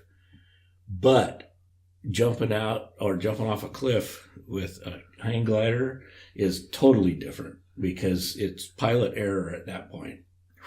That can mess you up. When you're skydiving, you got gravity as your guide, and you've got a chute that pulls the chute. Yep. But taking off of a cliff, you're 2,500 feet above the basin below, and if you don't do it right, you got trouble. Oof. But yeah, we used to do that. We used to load up a van after work. There'd be 4 of us in a van with kites on top, and 2 coolers full of beer, and we'd head to Eastern Washington and fly kites all weekend. Do you ever see anybody crash? Me? You crashed? No shit. Like just into the ground or into what happened? See that. One time, this is really back in the more than one time. We used to, now they have all these sophisticated harness systems. Back in the day when they first started, they had nylon webbing coming down to a plastic swing seat, like you'd see on a kid's swing set. Really? With a clip buckle seat belt. Oh my God. And it was just really, really crazy. Yeah. You're trusting your life to all this stuff, right? The kites were built well. Yeah. Mm-hmm. But this seat system in it was really stupid. And I remember one time I was a little so dumb. this headwind coming up the hill, and it was kind of a sloping start. It wasn't a cliff. And I started running down the hill, and the kite pops up like this because it had the headwind. And this swing seat started coming up my back because I had no butt. I still don't have any butt. But me either, man. It started sliding up me like this, and it started going up higher and higher. And I'm pretty soon, instead of having the trapeze bar down here like this, it's like up here, and I can't stall the kite. All I can do is steer it. So I'm hanging. It's almost up to my armpits at this point, and oh my God, I'm coming to this beach, right? And I can't stall the kite out to slow it down to stop. So it just it had a glide ratio back then of about 4-to-1. So it's coming down pretty fast. And it just goes boom into the beach. And it was like rocks about 4 inches across, I'd bent the trapeze bar in half. Good thing I had a helmet on and some tall lace-up boots. But there you go. Did you Helmet, break anything? Tall lace-up boots. Yeah, did you break anything when you went down other than your kite? I racked up my ankle really bad. This might have been the start of what's wrong with today. And then one time I flipped one over on takeoff. Like a really windy day, and I was getting help taking off from a guy on the ground, and he let go one of the wires first, made the kite flip over. Oh, shit. Oh. And it broke the kite, but it didn't break me. Just my spirit, because I was in Eastern Washington. We still had 2 days of flying to go. Yeah. Oh. Damn. So you just had to watch, or did you share a kite with somebody? No, I just was a designated driver because we had 4 people, 3 kites. One guy has to go down and pick you up. Oh, yeah. That sucks. Yeah, right? Man. That's got to be tough. You should have broke that dude's kite. You should have done the same thing to him, helped him take off. And oh, shit, I'm so sorry. No, we quit flying after that because the wind was too strong. You were the first person and the last person that day? I see guys all the time over that Walmart area in Paulsbo. Right up the top of the project there with a bunch of vacant lots and stuff. Mm-hmm. These guys will roll out in this van. They'll come out and they have those power parachutes with the little essentially the lawnmower with the parachute on it. You see them all the time. They go up there after work and then just cut holes in the sky on these things for hours. Yeah, I want to get into that. Yeah, that sounds awesome. There's some dude in Keyport that has I don't know. It's almost like a helicopter, but not really. It's almost like a go-kart with a propeller on top. Gyrocopter. It's that. Yeah, it's a really strange thing that because you can see the dude. It's a really tiny contraption that he's in, and he's just doing his thing, and I'm like, that's the weirdest fucking thing I've ever seen. That's crazy. Yeah, I don't. It's like what James Bond, I think. Yeah, one of those in. You only live twice. Yeah. Maybe. Yeah, those things you have to have a runway to take off and land. Mm-hmm. Because you get the thing in motion from the propeller, and you have to get the blade spinning. And then the auto rotation of the blade will give you lift. So you need a runway to take off and land with. So that guy probably has a bunch of property out there in Keyport that he just... God, that would be so cool. Man, the poor man's flying. That's what I need to do. You know, I don't really think that I have that many... So just thinking about being high up in the air, right?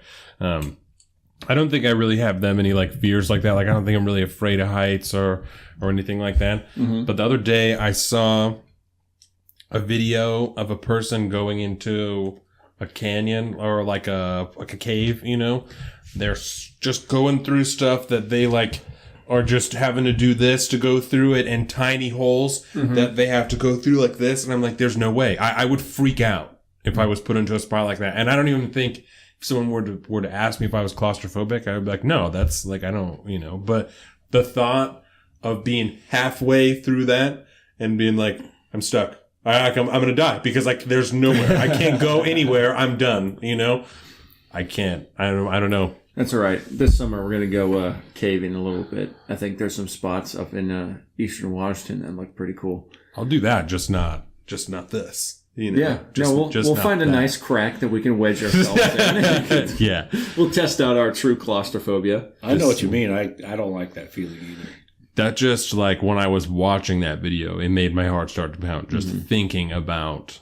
I was like, that's terrible. I don't even like sleeping in a mummy bag. Oh yeah, where you can't move your legs, you know. Mm-hmm. Yeah. I have this reoccurring dream, or I haven't had it lately, but I used to have it all the time, where I'm climbing a stairwell and going down halls and another stairwell, and it's getting smaller and smaller and smaller until it's just, I have to get through there, but I can barely even move. Yeah. And I can't go backwards. And I wake up in a cold sweat, and it's like, woo.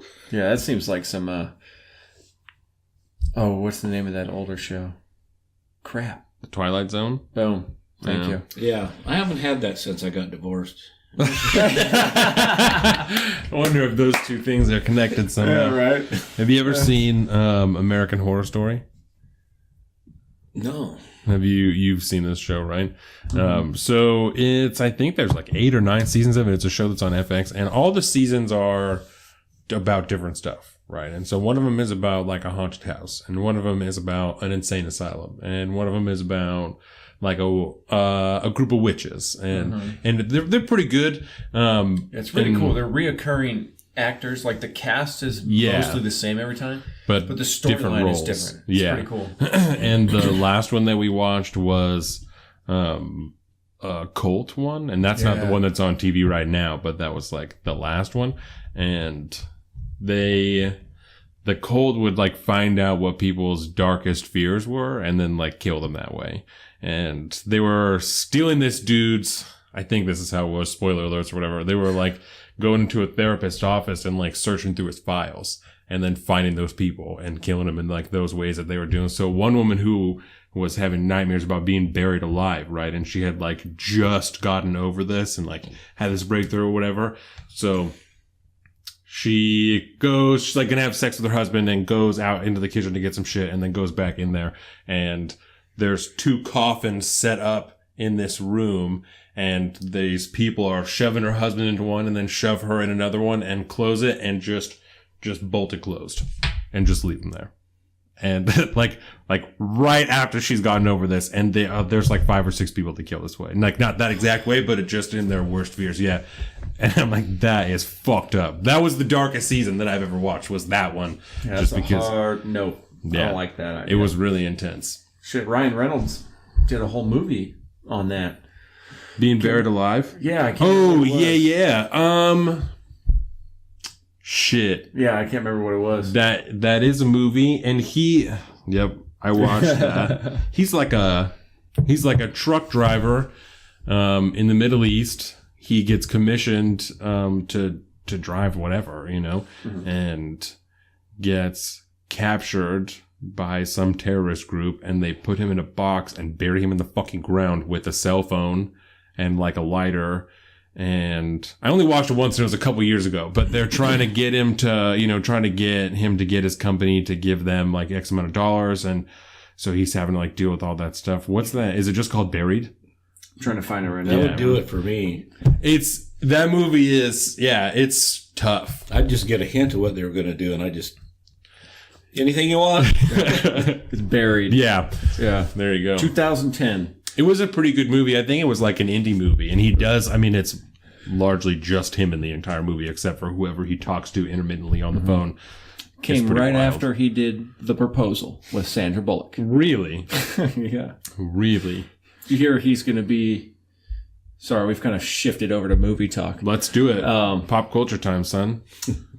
Is it the new... There's a new Pikachu movie coming out. Yeah, a new Pokemon movie. Yeah, Ryan Reynolds plays... Is the voice of Pikachu, yeah. I just saw the trailer for that the other day. I obviously was the generation of Pokemon, so I had all the cards. I still have like a binder somewhere of all like the 150 like OG Pokemon cards for whatever reason, but I wasn't excited when I saw that. I wasn't. I'm not of the group that's still like, oh, this is going to be so sick, I don't care about a Pokemon movie. The only reason that I might watch it for what? Well, actually, I guess there's two reasons. One, your wife is really into that shit. She loves it. Yeah. Ever since that Pokemon Go game came out. Oh my god. Like her and a bunch of her the my people she works with, too. they all play that. Yeah. Like all of them. She's even still like playing the bosses. My brother's on that too. Yeah. And she doesn't play it as much anymore, but they still talk about it. So she told me about it. And then she said, but Ryan Reynolds does the voice. And I was like, okay, I think I'm in, just because I will pretty much watch anything Ryan Reynolds does. Yeah. Ever since, what was that movie he did where he was like the fat guy when he was young and then he lost a bunch of weight? Just Friends. Just Friends. I love Just Friends. Have you seen that movie, Dave? No. Oh, Dave, Just Friends is great. You do like movies, correct? You can ask me about any movie and I can give you the same answer. No. What about, okay, so I watched a couple of movies. Well, I was sick last week and I watched a couple movies, right? So I watched Unforgiven, right? Clint Eastwood. You seen that one, right? That one was really good. And then I watched another one that is pretty new. That was a Christian Bale movie called Hostels. Cowboy movie, right? Yeah, that's on Netflix, and it was pretty good. He plays, I don't remember exactly what year it was, but he's in the military, and he has to take an Indian chief who has cancer back to like his homeland, so that he can like die. But he has some personal history with this Indian chief. Like he's killed a bunch of his homeboys at some particular battle. And so he has to like protect him and stuff along the way. And they find this lady whose husband got murdered and all this stuff. It's a pretty good movie. I'm a fan. It looked pretty good. Trailers look good. And I wish I had time for more movies, but I just don't. Me too. I actually went to a movie yesterday. Which movie? I went to see that Bohemian Rhapsody. Oh, how was it? It was pretty interesting. I heard good things. I thought the actor that did Freddie Mercury really did a great job. That's kind of what I've heard, yeah. And there were some interesting facts in the movie that I didn't know about. Yeah. How they got started and all that. His name is like Rami Malek or something like that, I think. Because he looks really familiar. Well, and he looks kind of like Rami Malek. What else was he in? Mr. Robot. That's what it was. And I've never seen that show, but I heard things like that. But what are some of your favorite movies, Dave? Good Lord. You don't have to narrow, just some. I have a hard time doing that, so I always just say whatever the first ones come to mind. Yeah. Because, I could never tell you what my favorite movie was. It's impossible. Mathematically, I'm pretty sure. Actually, one of my favorite movies of all time, believe it or not, is Forrest Gump. Really? It's a great movie. Yeah. I didn't win all those awards for nothing, I'll say that. That movie is one that I can watch over and over again and never get tired of it.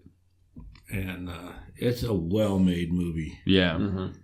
And, I just don't get tired of it. Well, and it's about so much different stuff. Yeah. He does so much different stuff in that movie that it's he's pretty responsible intriguing. for every cult thing that happened in our history. Yeah. There's kids nowadays that I'm sure will spout lines from Forrest Gump that have no idea where it came from. So like the Lieutenant Dan. You tell me what that's from. Yeah. It's from Forrest Gump, bro. What's that? Is that what movie is that? That's a movie? Yeah. You've never seen this movie? That's terrible. Well, beat your face. It's meme culture gone awry. It's not okay. Yeah.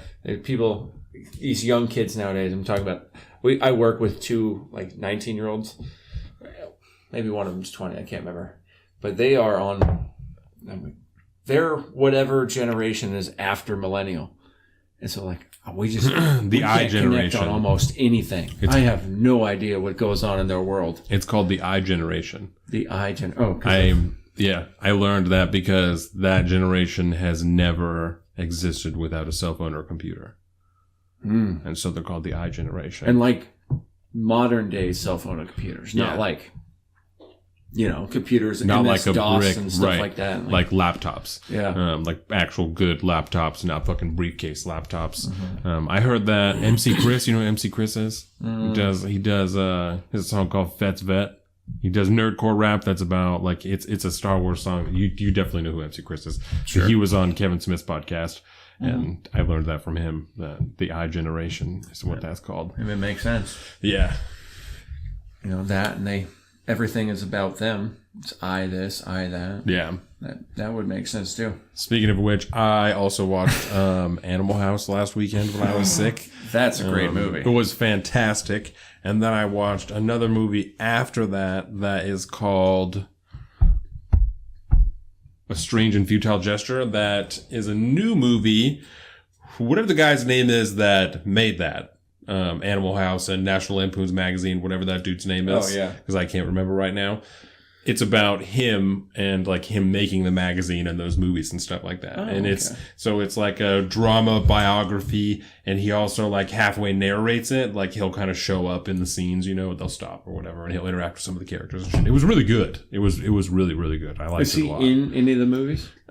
Yes, he's in Animal House. He is when they're doing the parade, right? And there's the guy that leads the parade down the alley. Mm-hmm. That is the guy that wrote that movie. Oh, what the shit? Yeah. So he just gives himself tiny roles in that movie, and in Caddyshack. And so there's people who are playing John Belushi and Chevy Chase and stuff. There's other actors that are playing all those people.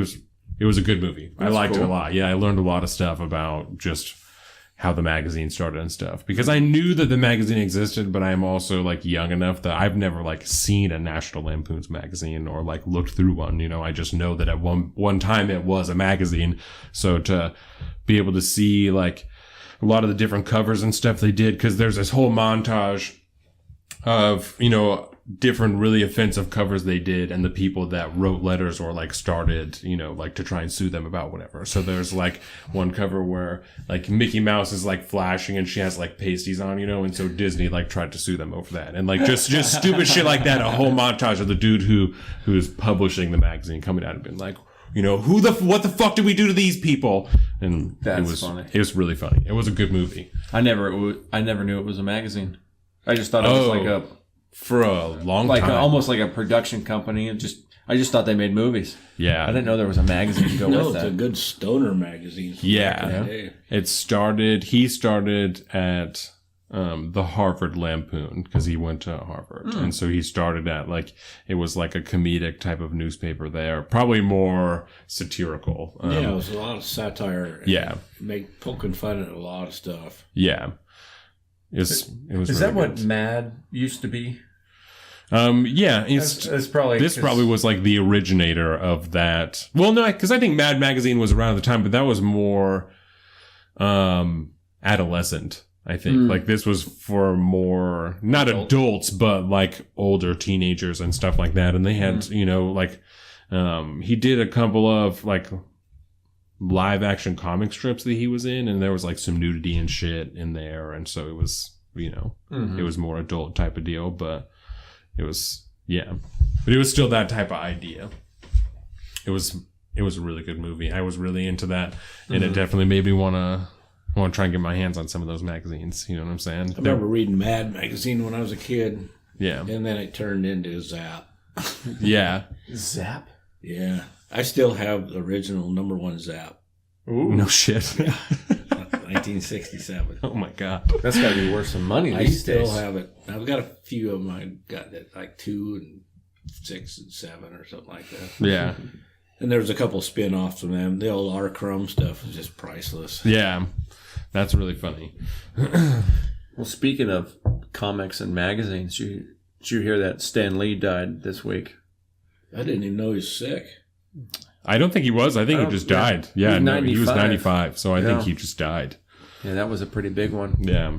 Because I remember about maybe 6-8 months ago, he got on the Twitter machine, and it was really his first time on there, and he was just having a ball. He'd make these little videos about, he'd always be thanking his fans and this, that, and the other thing. That's all he ever really tweeted was these little, fan-based videos and texts and stuff like that. But then all of a sudden they kind of quit coming a while ago, and people thought that he might have just kind of taken a turn. His health has been kind of on a decline, but... Well, someone tried to Me Too him, too, a couple months back. Bro. Yeah, someone tried to say that he had been, like, inappropriate with them, and, like, I think he was 94 at the time. Like, let the man be. You know what I'm saying? The guy is 4 years old. Like, what a waste of time. Yeah. Right. At this point, what do you want? What do you want from him? It's too much. Yeah. So I could also see that playing a factor in his, 94, you can get away with that. Right? Yeah. Yeah. There was somebody, I think, a while back that kind of got called out for something like that. It was a very similar situation. He was like doing fan pictures or something, and like somebody said that it grabbed their ass or something like that. Yeah. Oh, wait a minute. I remember who that was now. That was George H.W. Bush. Somebody tried to Me Too him. Really? And it's like, no, man, he's old and senile. That's what it is, man. Yeah. Oh, I remember that. Yeah. I saw that. But what do you make all this kind of like the Me Too era these days? Wow. I mean, you think about growing up in... I'm glad I'm not a man of power. Yeah. Because I would probably be right there with them. I mean, throughout history, men of power abused that power with women. And I mean, as far back as written history. Yeah, as far back as written history. Yeah. And I don't know. I mean, I think it's time that people just keep their hands to themselves. And, if they want something in particular, they got enough money to go pay for it. Yeah.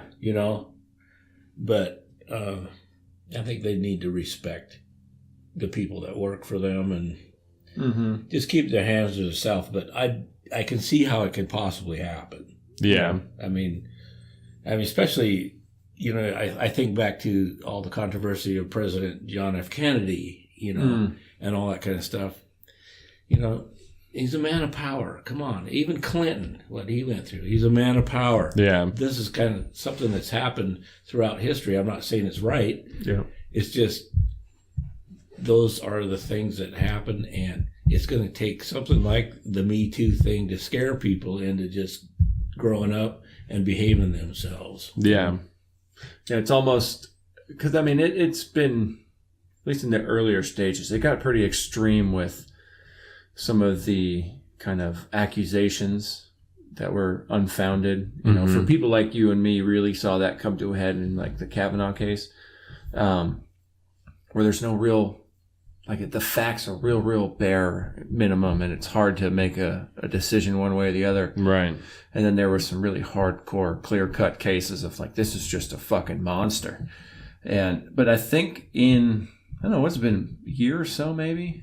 2 years? Since it kind of kicked off. I think it's kind of done its job. It's like, you're saying that's almost like a scare tactic that's come into play, and people are now going, okay, well, let's be smart about this. Let's not be stupid. I would hope that at least in today's world on out, people in those powerful positions and stuff are going to think twice about doing something stupid. Yeah.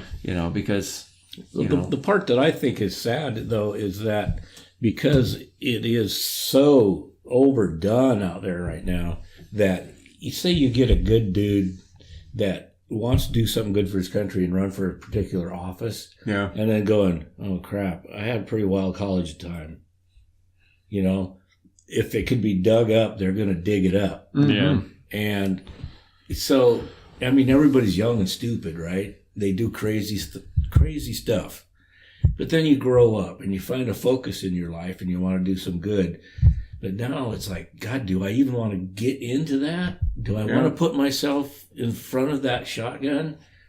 I know I wouldn't. Shit. Because, I know that I went to a couple orgies, back in college days. And somebody's going to dig that up, Yeah. Not saying that I would do a couple of orgies. Honestly, this is a hypothetical future candidate for office. Yep. It honestly took me 3 seconds to be like, okay, word, he is talking about the fake person he is talking about too, because for a second I was like, what the fuck did he just say? Oh, dude, I was totally on board with it. Hey, man, no judgment, whatever. It's all good. It just took me a second. It was the 60s, man. It was crazy. The 70s were a weird time, Oh, that's funny. But yeah, I mean, that does. It's a road we have not traveled down yet. Yeah. And we're going to have to. And it'll be really interesting to see how things shake out as time goes on, because, you could, if you pay attention to like the YouTube world especially, and even in the political world, people dredge up things from like a social media post when they were like 15 and they said something stupid because they were trying to be funny or edgy, or they were just stupid and young, and now they're trying to put this on somebody 10 years later. That's bad, whatever. Do they still do it now? Yeah, everybody's young. Exactly what I'm talking about. Yeah, and in most cases, or some cases, they make a president out of you. Mm-hmm.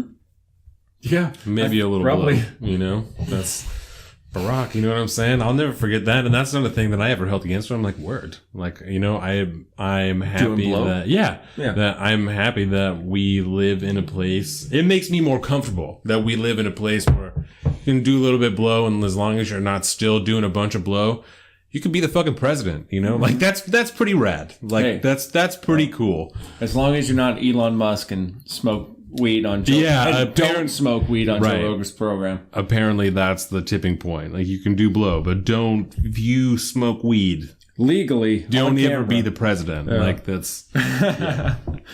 Did you hear about that at all, Dave? Mm-hmm. That's probably more of an internet culture. You know who Joe Rogan is? Mm-hmm. So he has like a big podcast, right? And he had Elon Musk on his podcast, who like owns Tesla and stuff. And they smoked this fucking enormous joint, just an enormous joint. And so Elon Musk was on camera, like live streamed, like smoking weed, and people just were up in arms about it, And when I saw it, I'm like, because he wasn't sharing or what? Because see, that's the thing. They had this big joint, right? But Joe smoked it. Yeah, he handed it to Elon Musk, and he took it, and he was like, just kind of checked it out, and he went. No, doesn't do anything for me. It's like he didn't inhale for one. He didn't even really smoke it. He puffed it like a cigar almost. Yeah. But yeah, his whole life is just, his career's gone downhill ever since then. Well, and he said that like he smoked like he doesn't smoke weed all the time. Like because he said that he found that it made him lazy. He's like, so I don't do it because it makes me lazy. Yeah. But I don't have a problem with it. And when I saw that, I'm like, who I never would have guessed that he didn't smoke weed. Like I figured that he did all the time. The guy he's like, I'm going to send a rocket into space with my car. Let me strap my car onto it before I go though, because that would be really kind of cool if I did that. Yeah. Like he's like, I want to make a rocket, but I want the rockets on the sides to come back down to Earth so I can reuse them. I wouldn't think that unless I was high. So I don't know why I figured that he was. I don't know why anybody would be any kind of surprised even that would be the case, Well, I mean, it's a weird thing. I mean, even in a state where it's been legal now since 2012, I believe. It's been a while. It was before my time. But, to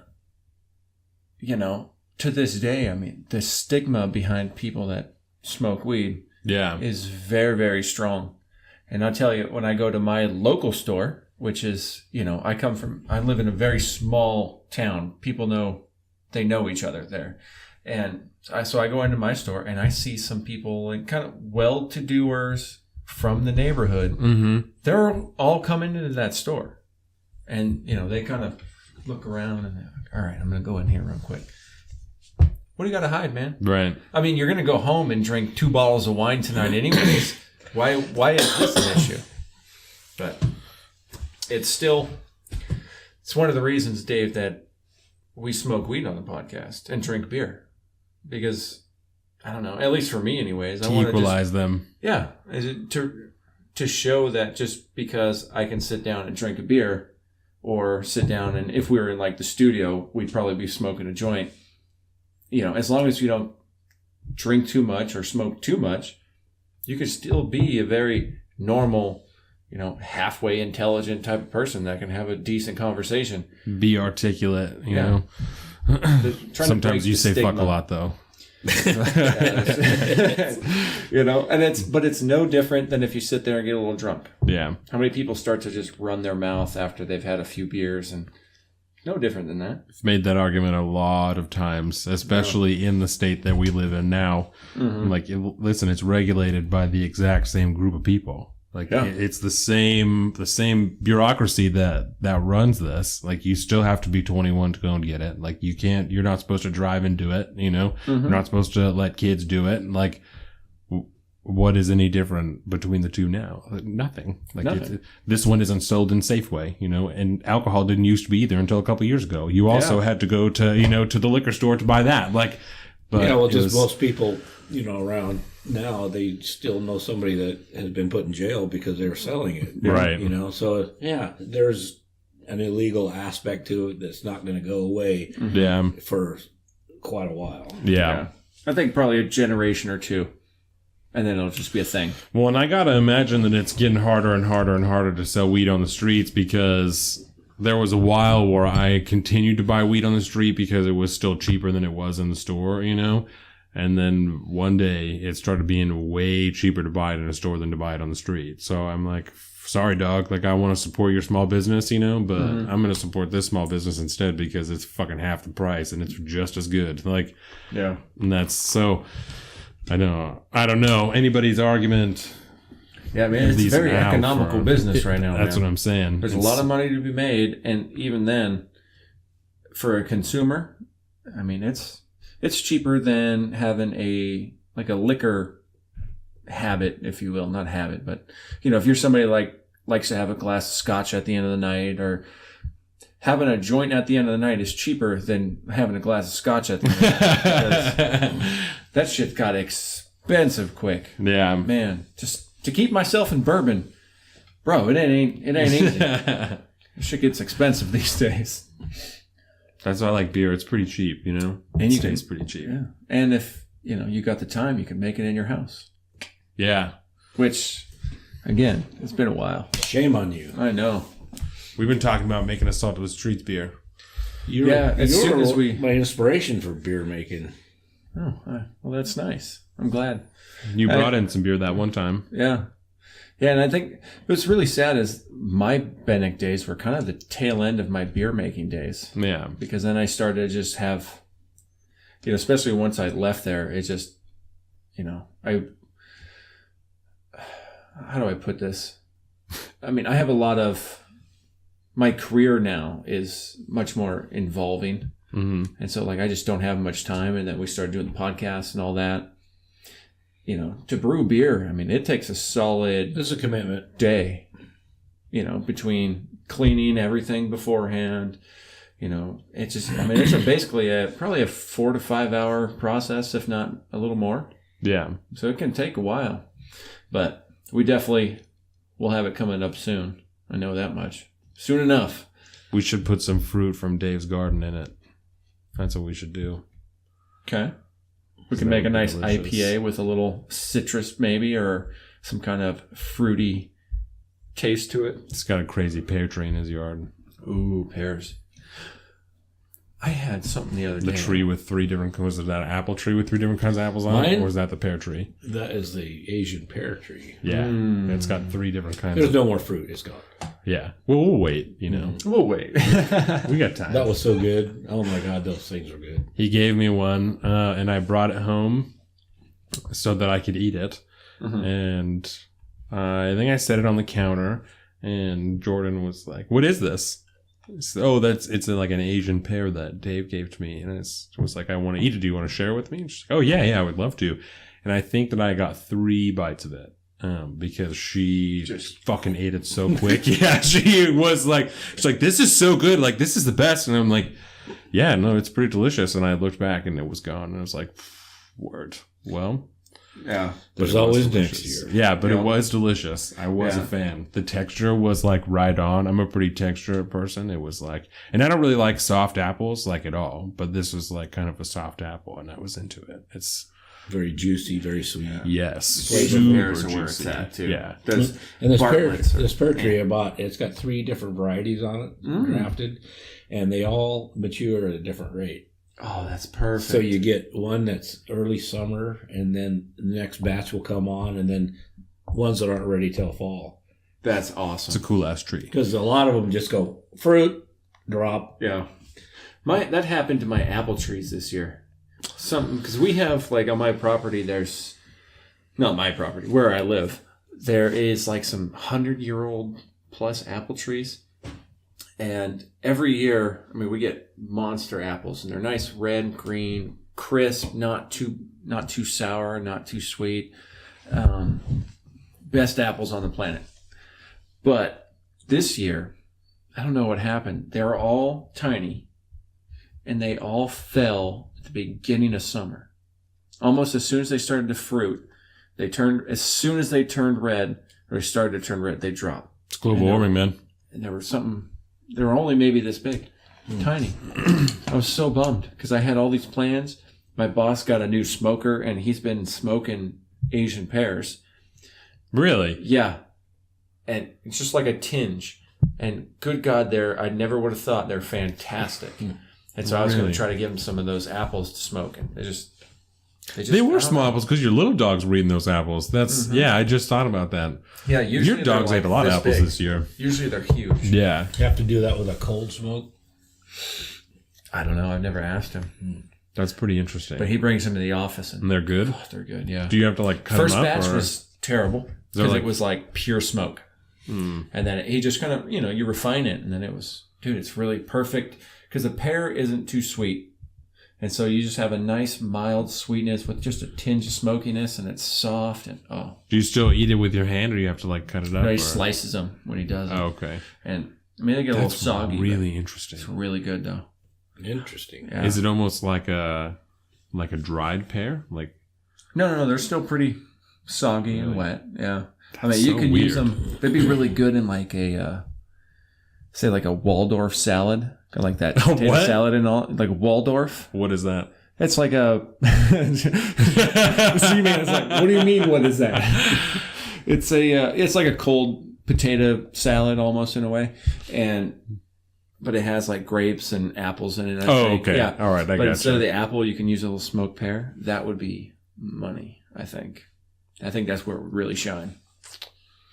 You look like you're about ready to play a game, homie. Yeah, we could do a couple if you want. I think we got a little bit of time for that. Definitely. That's bullshit. You gotta go pee? Mm-hmm. Oh, for sure. Here, and we need more beer. Okay. And we need more beer. I'll go get more beer. Oh, well, do you want to just pause that and we'll take a break? Sure. Is that all right? We will take a break and get back to... No, screw it. Let's just keep going, me and you. Impromptu? Okay. Yeah. I'll wait till Dave gets back and then I'll go get more beer. I only said break because I was going to go get more beer and then you would be here by yourself. Oh, that's the only reason I said that. I wanted to tell you about Fantastic Beasts. Oh, yeah. Because we went and saw that last night. Yeah. And I will tell you, because we went with Jake and Morgan. Yes. And they're fucking so sweet. I'm going to punch them in the face. They're so sweet. It's too much. You guys are too much. Oh, my God. Ooh, Morgan, you're going to get it when we go into sports. Oh, you're going to get it. Oh, yeah, I can't wait for that. That's the only thing I decided to say. I've been purposely not telling her because I know she's going to listen to it. Because there really wasn't shit. You did a good job. I really had like 2 things, and I told Colin about them, and they were really tiny things. This you're going to get it for. So we'll talk about that. Fantastic Beasts, tell me. So Johnny Depp in that shit, right? Yeah, Johnny Depp is in it. And I can't remember if he had a cameo in the first one or not. Where I haven't seen that one yet. But the first one was good. We'll just say that. And it came out, I don't know, a year or 2 ago. But But it was kind of more lighthearted and fun. And it was the first spin-off from that Harry Potter world. And it happened before before the Harry Potter series takes place. Yeah. But anyways, it's, the first one was a lot more lighthearted and fun and jokey and funny. Jovial, if you will. Indeed. But it had a serious subplot that we're in. The deep, because I think it's going to be a trilogy, the deep trilogy subplot. You could tell it was dark, but didn't really get into it too much. Well, this movie was dark. I mean, it was good, though, man. Like, I haven't seen a movie that good in a while. And, Carolina loved it. Both Jake and I loved it. Well, and Morgan loves Harry Potter. So oh, boy. Was she just... Something fierce, bro. Okay, I can't emphasize how deep the Potter fandom runs. Freaking the fuck out. Yeah. At the end of the if you're movie, willing to get a tattoo, because... That's true. You're pretty real. Trenton has a Deathly Hallows tattoo on his ribs. Oh, there you go. It's pretty real. Yeah, I mean, but it was good. I remember the movie got over, and I looked over, and Morgan's just pure, just total, not eat, like the rest of the world did not exist other than that screen and her. That's and hilarious. She was just super into it. The whole way back, she was talking about how she was just blown away. I can't sleep anymore. I'm going to have to read the screenplay. But in her defense, it was a fantastic movie. Was it a cliffhanger ending? Kind of, sort of. I mean, there was a kind of a general suspense, cliffhanger type storyline where you were kind of waiting. I'll go get it if you want. No, I'm on it. Are you sure? Yeah. Thanks, Z-Man. Sorry to interrupt. No.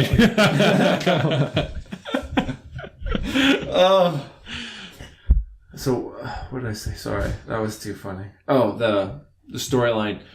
So there's that kind of almost like a whodunit type of moment you're waiting for. If you get that, and you finally got that satisfying ending, and it was not a letdown.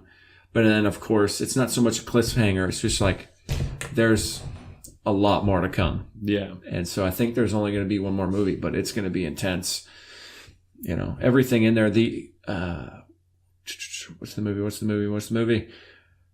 Alien, the new Alien Covenant. Yeah. Oh my gosh. All I could think was Confirmation. Right. That's not it. Alien Confirmation. It's the new one.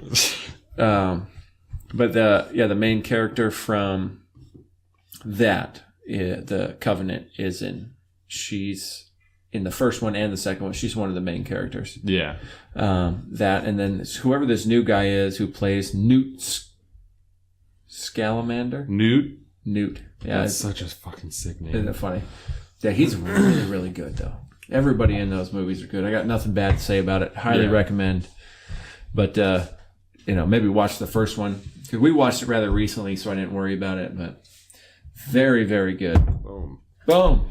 I watched another movie last week. So I watch a lot of movies because I will watch them in pieces while I'm getting ready in the morning. So while I'm sitting there and I'm making my breakfast and I'm taking all my vitamins and stuff, getting dressed and stuff, I'm watching 30-40 minutes of a movie. So thank you, Dave.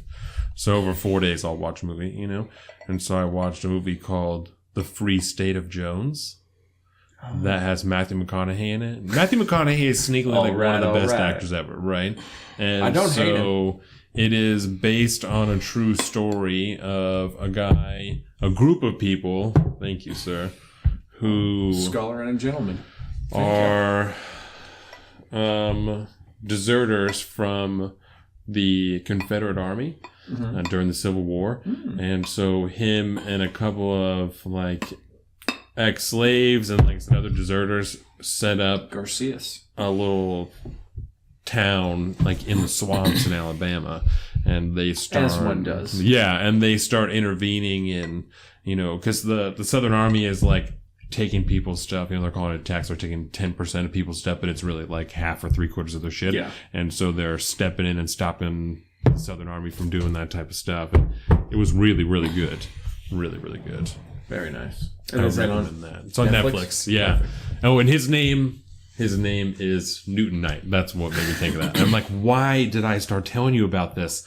But that's why, because his name is Newton Knight. Perfect. And there's a subplot in this movie where it skips forward like 80 years or something like that. And his like great grandson is in court because he's trying to marry a white woman, but he's 1/8 African American because his dad like got it on with a slave at one point. And so his great grandma was a slave. And so he's being sued by the state of Alabama for trying to marry a white woman because he's 1/8 black, which is enough to be considered a colored person. What was he thinking? Isn't it weird to think like not that long ago It was like a thing? It was like 1960 that this was happening, and I was weird? like, that is fucked up. Yeah, it was crazy. Well, so did I tell you that Dr. Plum told me like 2 weeks ago that the Bremerton School District had what? I was just sorry. I love Dr. Plum stories. He is the most interesting dude. Yes. So he told me that not until the mid 80s, like the CK School District didn't recognize Martin Luther King Day. You told me Yeah, that. Bremerton School District did, but CK didn't, and they're like right next to each other. And I was like, "Are you serious?" Yeah, no, they didn't do that. It's weird. It's like that seems really fucked up. Like, there's something just seems off about that. Well, you know, I'm pretty old fucker myself. You know, I'm ancient. I'm older than dirt, according to Aaron. But even in my lifetime, I grew up in Shelton, right? Yeah. And it wasn't until I was born in 1954, okay? And the World's Fair in Seattle was in 1962. And it wasn't until I went to the World's Fair that I saw my first black person in person. Are you serious? Yeah.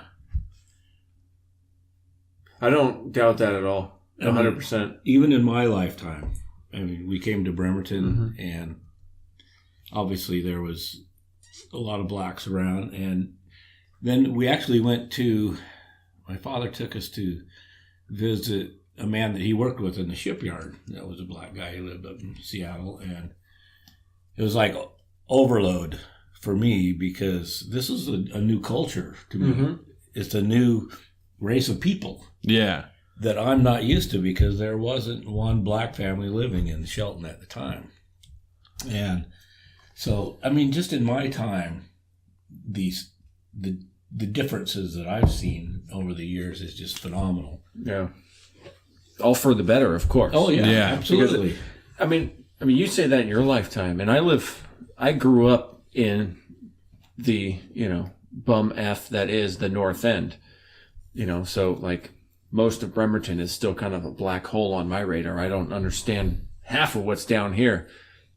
I mean, I don't think I ended up meeting my, essentially and it sounds so terrible when you say it like this, but I didn't meet my first black person until I was in high school. That's crazy. That was it. We had, I think it was the only one.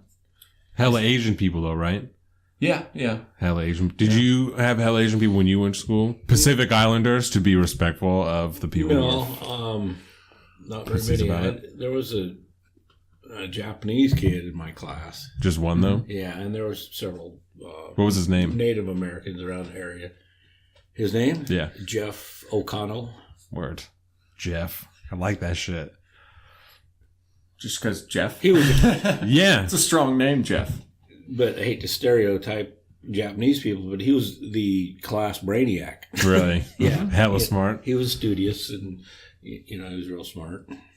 Comes from a cultural difference yeah. right there. I heard somebody, I want to say it was on Commentary Podcast, Noah Rothman, I think, was talking about a couple weeks ago, how, because they were talking about the Harvard lawsuit with the Asian Americans. Do you know about this?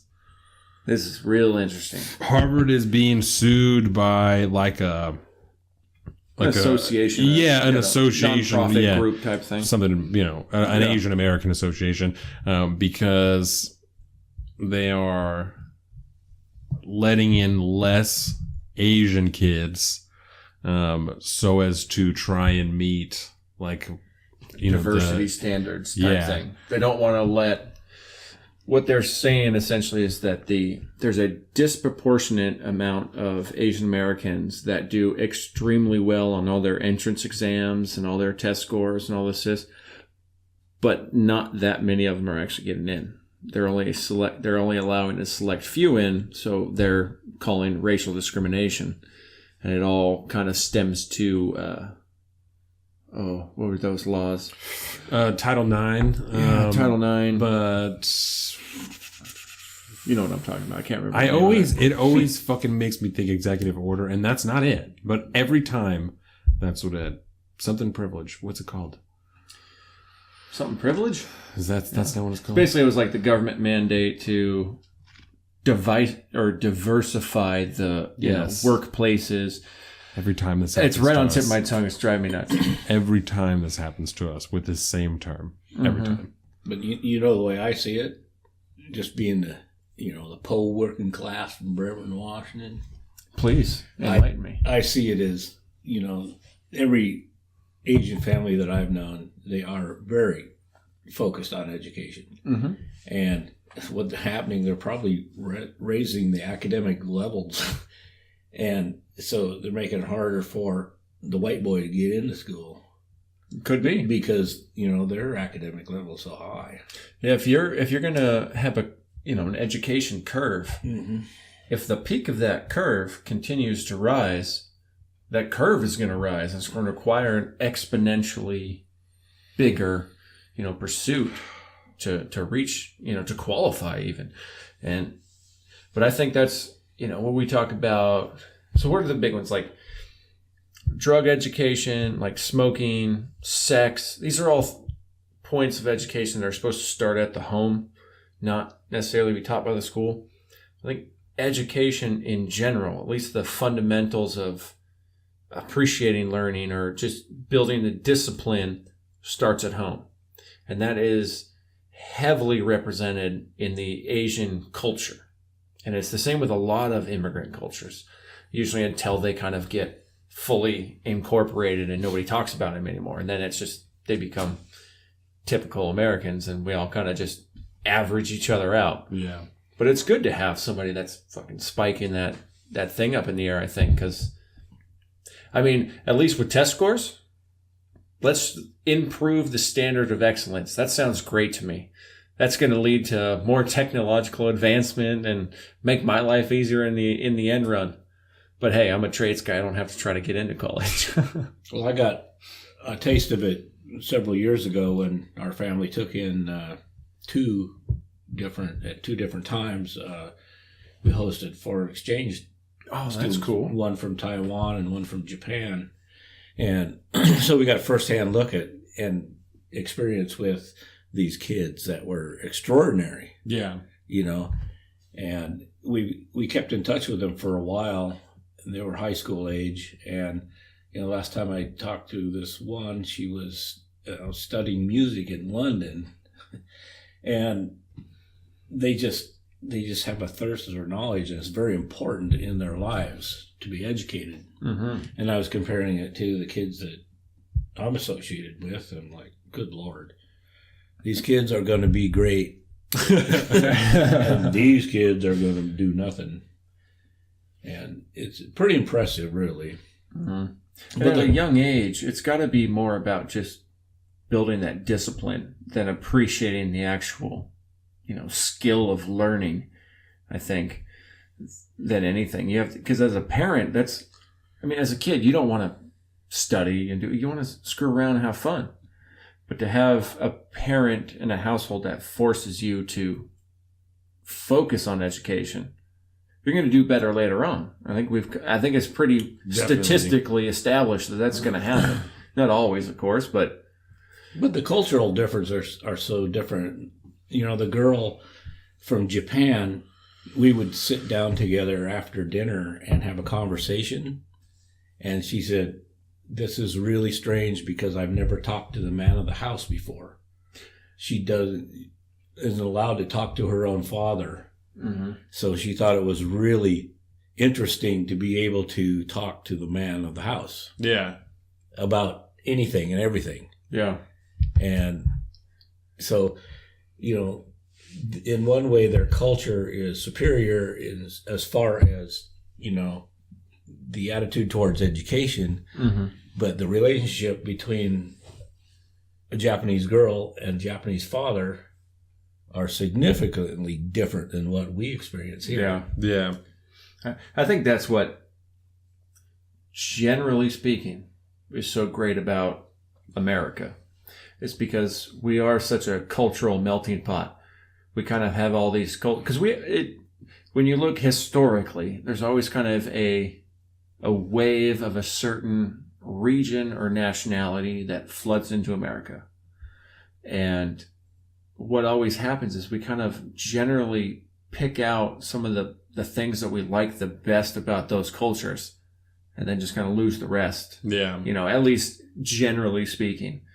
And so like stuff like that, kind of that hardcore, I don't want to say the word patriarchy, but some cultures have a very an actual patriarchal system. And I mean, it's not necessarily a good thing. We don't like that necessarily. I mean, with a mandatory respect. Yeah.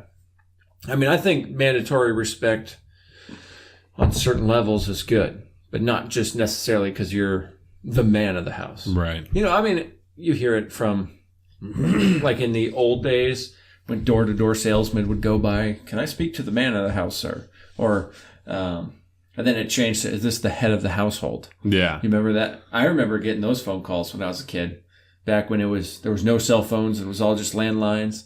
And if it was after 6 o'clock at night, the phone rings, unless it's an emergency and one of your family was like dying or something like that, it was usually a telemarketer. Right. And the first thing I would ask is, hi, who am I speaking to, or something like that? And then it's like, well, are you the head of the household? Be like, oh, no, that's my dad, generally. Right. It always kind of was. But now there is none of that.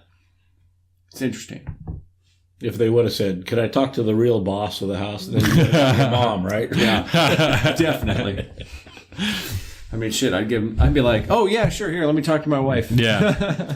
I don't know. I got to ask Jordan. I'll get back to you on that.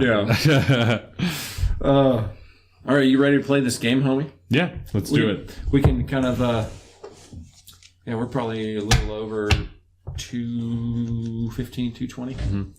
Affirmative action also is what it's called. I knew you got the epiphany look in your face. Affirmative action. Yeah, that's what it's called. That's what we were looking for. So that's what drove my dad crazy in the shipyard. Yeah. Affirmative action. Mm-hmm. Yeah. Yeah, because he was a supervisor in electrical maintenance department, and he had guys in there that had came up through the apprenticeship that were good mechanics, and he wanted to advance them, but he couldn't because he had to put so many women, so many minorities, so many handicaps, all this kind of stuff in those positions. Mm-hmm. Yeah. And it drove him absolutely nuts. Equality of outcome. Not good. Yeah. That's why I like the meritocracy. There are a lot of examples of it not working out exactly. Maybe in favor of what's best for like the productivity and efficiency of the particular company or department, and if the goal is equality of outcome, I mean, not even that, because that's not even what's achieved. I mean, you could probably call it that, but when you think of like at least with like manufacturing, yeah, you're really talking about like a bottom line outcome. Yeah. Not a social view of equity. Exactly. Yeah. Anyways. Okay. So that's a whole nother podcast, right? Yeah. Those are most of our other podcasts. Yeah. Is this where all your subjects come from? Is one rolls into another, and next thing you know, you've got a list so long as you're going to be 40 years old, not 40 podcasts away. Yeah, half the time. That's the key. That's the key. Yeah. That's the beauty about being, playing around in the realm of ideas and thinking, not just news.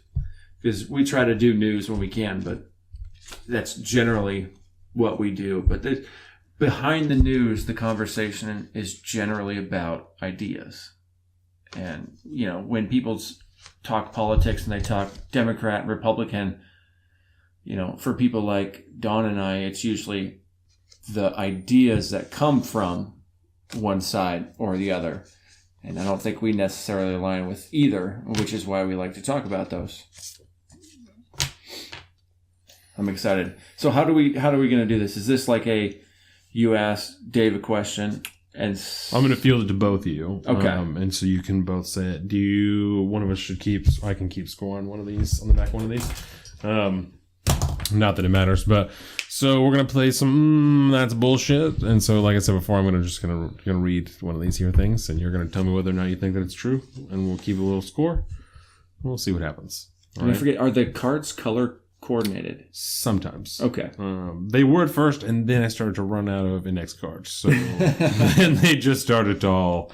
That's why I also write at the top what category it is. So perfect. I know, even if it's not the right color. The first category is history. I saw that. Yeah, because the chances that I'm going to go to the store and find these exact same index cards are pretty slim, because I've had these for a long time. So, we'll see what happens.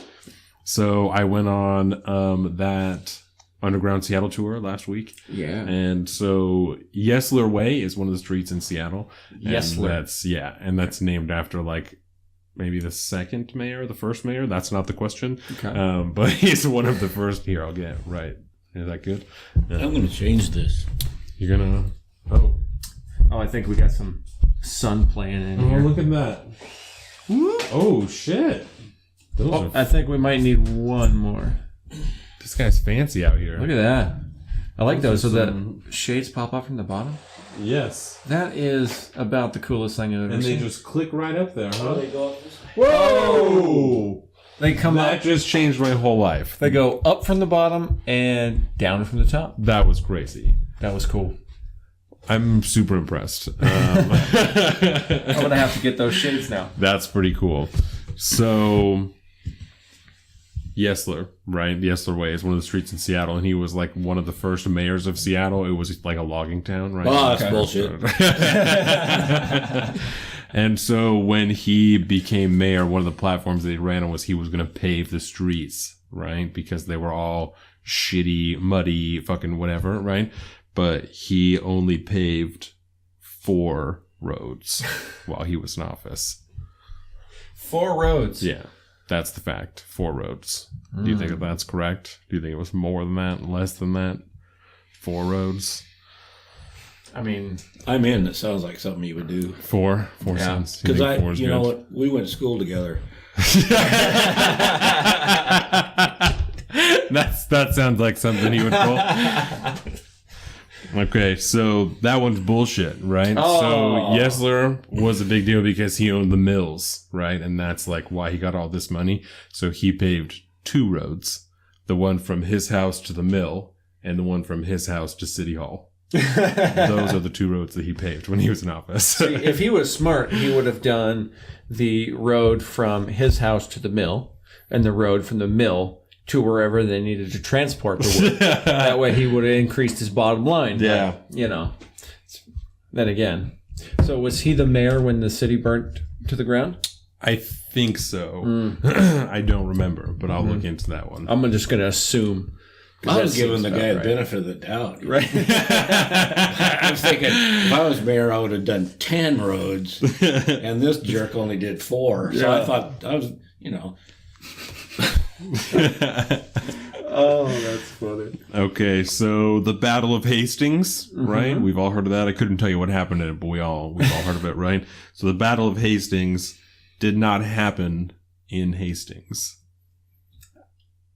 I would say, I feel like that's probably true.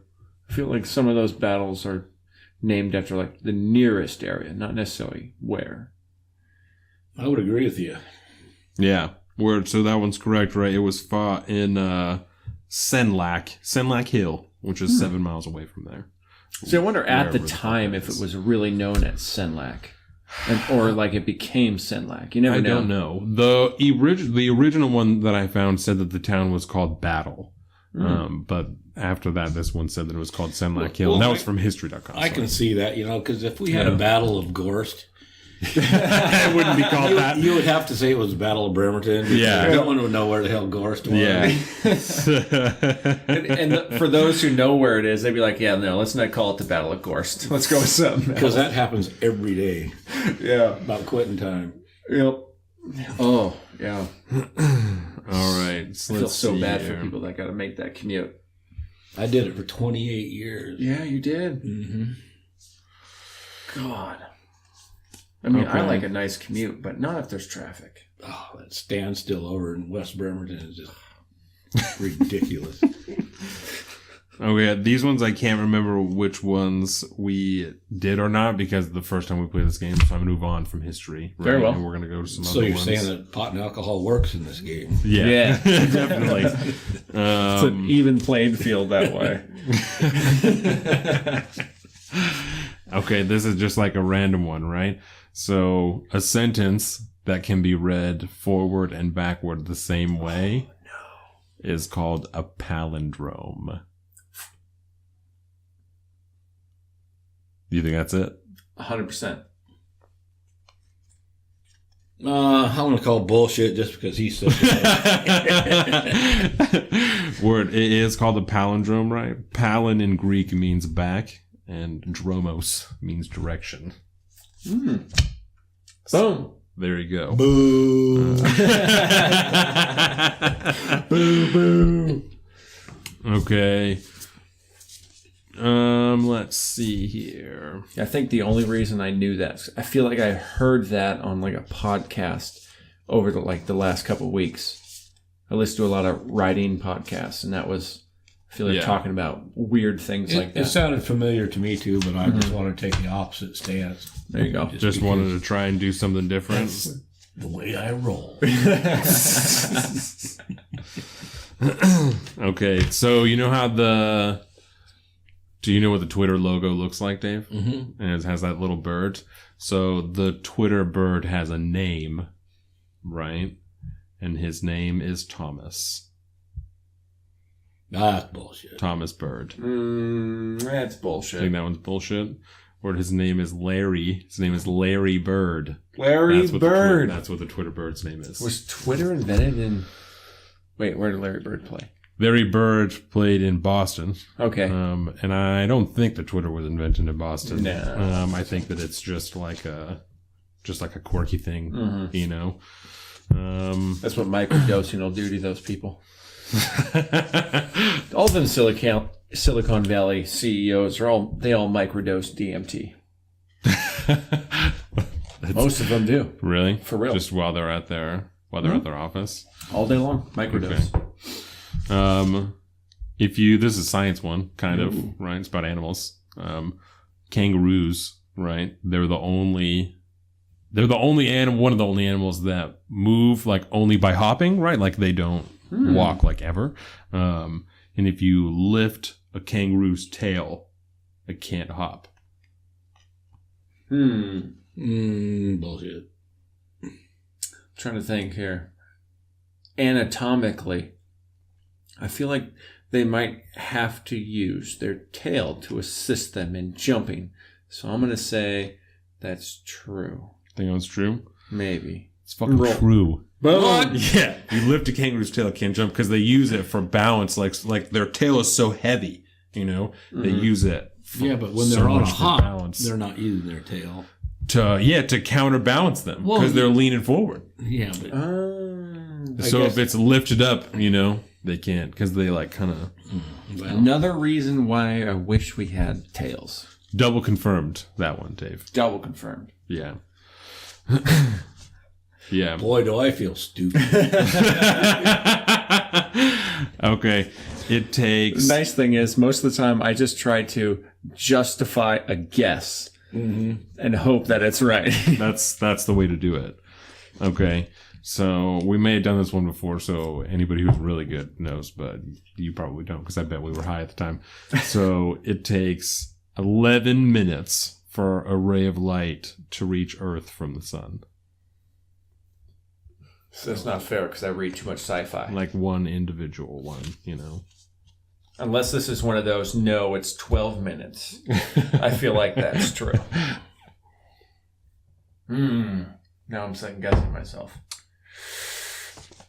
I think so. I don't know. What do you think, Dave? Bullshit. I think that's bullshit. Takes 8 minutes. God damn, I knew it was one of those. Yeah, takes 8. That's really funny. Yeah, it takes 8 minutes for a ray of light to get from the sun to Earth. I thought you were being a little slow there. I mean, it does move at the speed of light, which is pretty fucking fast. Pretty fast. Bats are not capable of standing or walking because their bones are too thin. I mean, I've seen bats like crawl, Yeah, but not like walk. like a standing walk. Yeah. If they did, it'd be like a penguin. The legs are so short. I mean, they're almost stubs. I don't. Yeah. They can't walk. Don't think so? So, a vampire bat and a burrowing bat can walk. But those are the only two types of bats that can walk. Another trick question. That's what this game is, Dave. Yeah. Well, wait a minute. Did that say all bats? I said bats cannot, yeah. Oh. Yeah. I see what I really love about this game. It's wordplay, not just this trivia. game. It's wordplay. It's trivia. You're trying to solve the question as much as you are trying to answer the question. It's like what's that? Like they say in Shrek. This question or this game it has layers. You gotta get through the layers. We can't just be another trivia game. That'd be boring as hell. That's funny. That's what bars are for. I had another one that I wrote down in here. Bob Dylan's name is not really Bob Dylan. I know the answer to this one because I heard it on the radio the other day. I don't remember his name, but I know. That's probably true. Yeah. So his name is Robert Allen Zimmerman. Zimmerman, Yeah, that's his real name. Yeah, it was like Monday or Tuesday. I always listen to 99.9 The Rock when I'm driving to and from job sites and stuff. Yeah. And so I catch the morning show a lot, and they were talking about that at the morning show. They play like a game twice a morning called Beat Migs, and it's essentially trivia, like a fast-paced trivia, and that was one of the questions. So it was unfair that I heard that this week. But I don't remember his name. Yeah, but you had to think about it a long time. Yeah, well, it's, how many beers? All right. Half. Yeah, half a beer. No, half as many as we're going to have. It's like, I got to take my grandpa to the airport pretty soon. Leo Fender, right? Who invented the Stratocaster and the Telecaster. He could only play the violin. That's bullshit.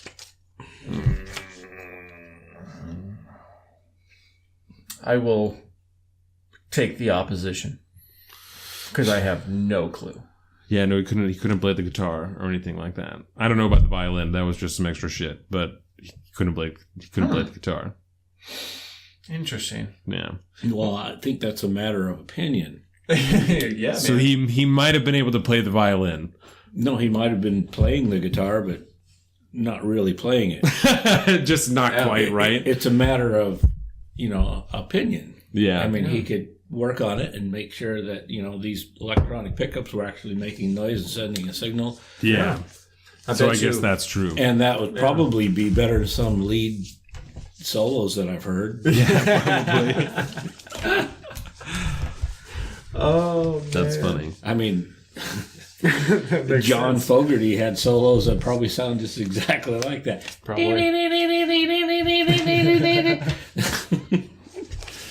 Baby Dax, when he pops out, he's going to go over and if you have a guitar. And see, that's technically playing a guitar, right? Mm-hmm. Yeah. Nice little Strumsky. We're trying to find a loophole in this question so we get out of it. That's what's happening. Okay, so this is it's not like a 3-parter, but there's three Yeah, we want to little things to send Alex back to the locker room. Yeah. Hanging his head. Alex Trebek. Okay. So groups of animals, right? They all got weird little names. Okay. So you have a group of crows is called a murder of crows, right? A group of ravens is called an unkindness of ravens. Okay. And a group of goats is called a tribe of goats. One of those is bullshit. That's what you think? Yeah, and it's the ravens. Think the ravens is incorrect? Yeah. What do you think, Mr. Z? I think they're all bullshit. You think they're all bullshit? Okay, so those are all correct. An unkindness? An unkindness of ravens. You can look that Who up made right now. that shit up? I did not look that up. But, That is bullshit. yeah. But a group of goats really is called a tribe of goats, right? Because, and this is the last one, and I have a couple of sports things, and then we'll get the fuck out of here. I know that, ravens can be pretty ruthless. Yeah. To call them unkind, Yeah. it's pretty harsh. An unkindness of ravens. And so a group of goats is called a tribe of goats, right? And you heard of the group Tribe Called Quest? Yeah. And so there's 4 members of a Tribe Called Quest, or there were. Rest in peace, Five Dog, because he died like 2 years ago. But so I have always wanted, or at least for the last couple of years, to get 4 goats and name them after the individual members of a Tribe Called Quest, and I would have my own Tribe Called Quest. Yeah. Oh, God. So, yeah. I would stick with just telling the story. Don't actually do it. Yeah, so I would have. Well, and then you can rent them out, and then let them eat people's yards and stuff. But That's a booming industry in this county. So I would have Five Dog, Q-Tip, Jerobi, and Ali Shaheed Muhammad as my 4 goats, and I would rent them out to people. I thought that was super rad. I think that's great. Yeah. So we'll move on to sports real quick. Sports, you know what I'm saying? So first thing, fucking Morgan, right? Because last week I was sick and Morgan, Colin's friend, stepped in for me, which I super appreciate. I don't want this to take away from that. But I was like, Colin's friend. She's our friend. She is our friend. She's all of our friends. Yeah. No, Morgan is a good friend of mine. And so I don't want this to belittle what you did for me because I super appreciate it. But sports is something I take really personal because it's something I really kind of do myself, Yeah. So last week, I can't wait. Des Bryant, right? He got signed by the Saints on Thursday. And on Friday, he tore his Achilles. And so he can't play anymore. And this is after 7 months of him not having a job and trying to find a team to play with and stuff. And then on Sunday, they recorded on Sunday. And Morgan did not address the fact that he had torn his Achilles and was still talking about him like he was a factor on the team. What the fuck? It had been 2 days. You know what I'm saying? Well, that's bullshit. It had been 2 days. Are we still playing that game?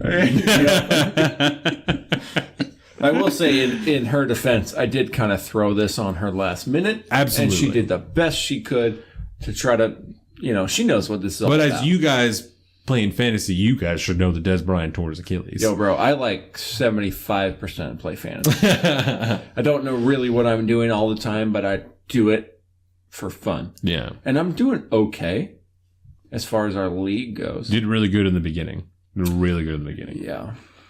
And then You're doing all right now. As you lovely tweeted this week to me, you can't win a fantasy league just in the draft. Yeah, Can't because do that. they also said that they So didn't. you're just sticking with what you have, and Look, I've made a trade and I have picked up new people and dropped new people, but to be perfectly honest, I don't have the fucking time to watch all the football that I want. Sometimes I do. I miss the Hawks game on Thursday. That was a great game on Thursday. And it was the Packers. That's another team that I love. I love the Packers. I love the Hawks. I wanted to watch that game so much. I actually might go back and try to watch a pre-recorded version of it. You totally can with no commercials and none of doesn't that it suck shit. when life gets in the way? Doesn't it? Jeez. I just like That's what life does, though. It just fucks with you all the time. Life sucks, man. For me personally, like I just love football so much that it's really important to me, you know. So like when people ask me about doing stuff, I'm like, well, like on Thursday, like I really want to watch this game. So like that's what I'm doing that day. Like I'm going to make sure that I'm home at this time because I want to be doing that. You know, it's a thing I do like for my own enjoyment. It's a difference in value systems, is it not, Don? Yeah. Yeah, no, football's really important to me. Yeah. Jordan and I talked about that like 2 weeks ago, fantasy football and shit. But that's a whole other deal. So Talk to you about it or scold you about it? She talked to me about it. She plays fantasy. She's in the Bennett League and in the league with our friends and stuff. She's in 2 different fantasy leagues. So, because I want 2 chances of winning money. You know what I'm saying? Well, not that I'm not, and I don't. So yeah. Not that we actually exchange money at all, because that would be gambling. That would be totally bad. not fine. Sports gambling is legal now. So it is. Well, then screw it. We're totally on it that. must be because it runs rampant. Oh my God. Just calling all the boys out. Oh, that's hilarious. Got him. So, you motherfucker. That's hilarious. Okay, so the Falcons signed Bruce Irvin. I think. Wait. We hit the first thing. What was the second thing for Morgan? Oh, The Drew Brees, or the... Yeah, okay, and you talked about Traquan Smith being the number 1 target on the Saints. It's fucking Michael Thomas. What are you talking about? Morgan. Michael Thomas is like leading the league in receptions right now. And I can picture her face right now. I know she knows. That's the thing. I know you know. It's just, and I know it's just because you were scared. But now that we've gotten over this, you fucking got this because you did a great job.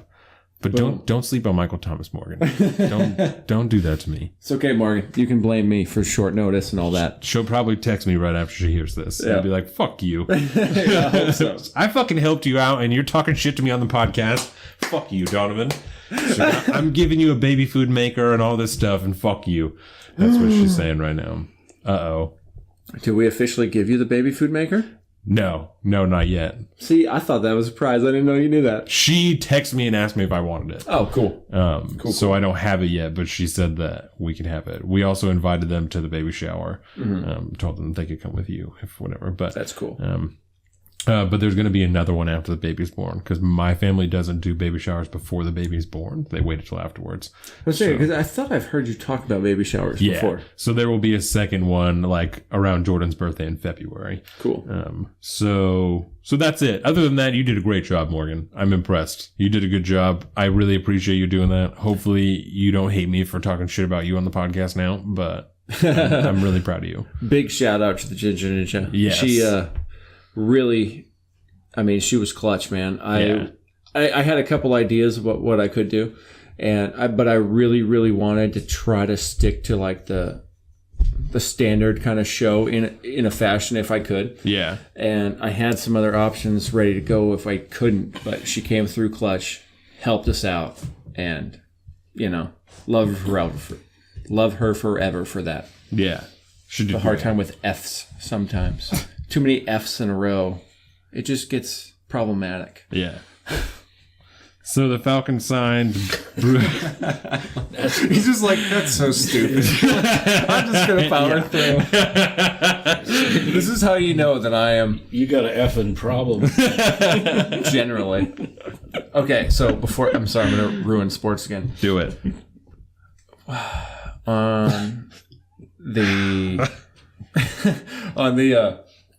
And it's killing me now. Why can't I remember it?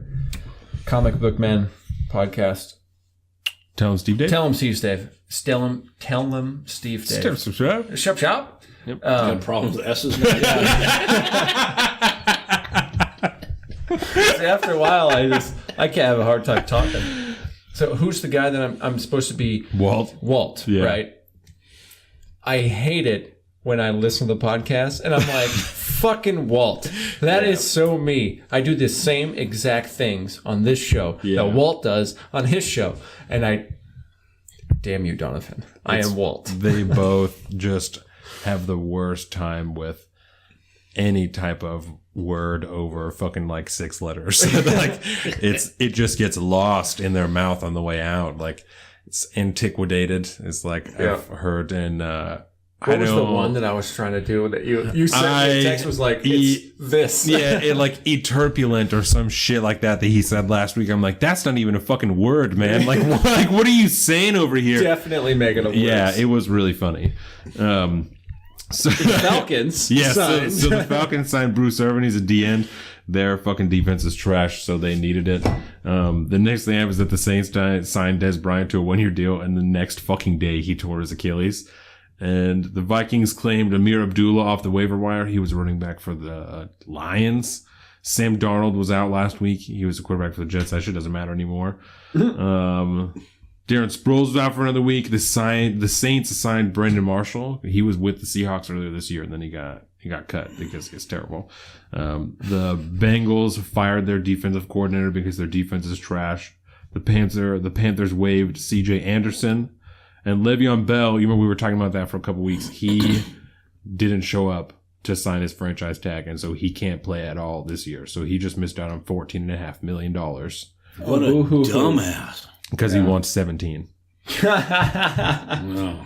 That was his deal, is he showed up this year. But because he didn't show up this year, if the Steelers try and franchise tag him again next year, it will cost them $25 million, not $14.5, because other running backs have signed big contracts. Todd Gurley and stuff signed a big-ass contract this last season. So the salary for the top 5 of the position is way higher now. So they're just going to let him go probably at the end of the season. They're going to rescind the franchise tag. Yeah, because if they do it now, then he can go and sign with whatever team he wants for the minimum amount this year and then get a big deal next year. Mm-hmm. And they don't want to have to play him, in this year, because he'll probably sign with somebody in the AFC, the Jets or some shit, that the Steelers would have to play. They don't want to have to worry about it this year. So they're going to wait probably until the offseason, then rescind the franchise tag and let him go. Wow. Missed out on $14.5 million because he wants 17. Yeah. Well, that's what you get for being greedy. Yeah. Good Lord. When I was a kid, your typical pro football lineman would have to sell shoes in the off season to make ends meet for the year. Wow. Yeah. Definitely not the case anymore. No. Good Lord. And then Cooper Kupp, he tore his ACL last week when he was playing the Hawks. So Kupp? Yep. Cooper Kupp's out for the rest of the year. And then Ronald Darby is a corner for the Eagles. And he tore his ACL too. So there's been a lot of that this year, a lot of ACL tears. And that's all I have for sports. I had a friend that tore his ACL once. We were, the Coast Guard had shifted to this kind of mandatory, PT every week. You had to have a certain amount of hours or whatever, if possible, to fit in with the mission that you were on. And so we'd go up and play basketball at the Navy base that we were stationed at. And he tore his ACL playing basketball. And man, I do not wish that on anybody. It sounded like, and he was a tough dude, but man, the pain that he was in, he couldn't hardly walk. Oof. Because it's a knee tendon, right? The ACL? Yeah. Yeah. Screw that noise, man. I don't want any part of that. Because that could be, like in the football career, that can almost be a career ender depending on timing, right? If you tear your ACL? Kind of almost. Depending, because it can be hard to come back from, but most of the time it's just a season ender. You know what I'm saying? Because Kupp's definitely out until next season. It takes... Tendons are nothing to mess around with. Yeah. I mean, it could be a life ender. See this zipper on my ankle right here? Oh, yeah. That changed my life forever. That was the... was that the hang gliding? No. It might have been the start of it, but it didn't happen for 30 years later. Ooh. But... No thanks, man. Tendons are important, bro. Yeah. Especially if you're an athlete that needs to compete at peak performance. Because tendons are not like muscles that they can regrow easily. Like, you have to surgically reattach and, stitch them together and some crazy stuff. Yeah. Man, that's tough. And a lot it of doesn't ACLs always work. this year. It does not always work. No.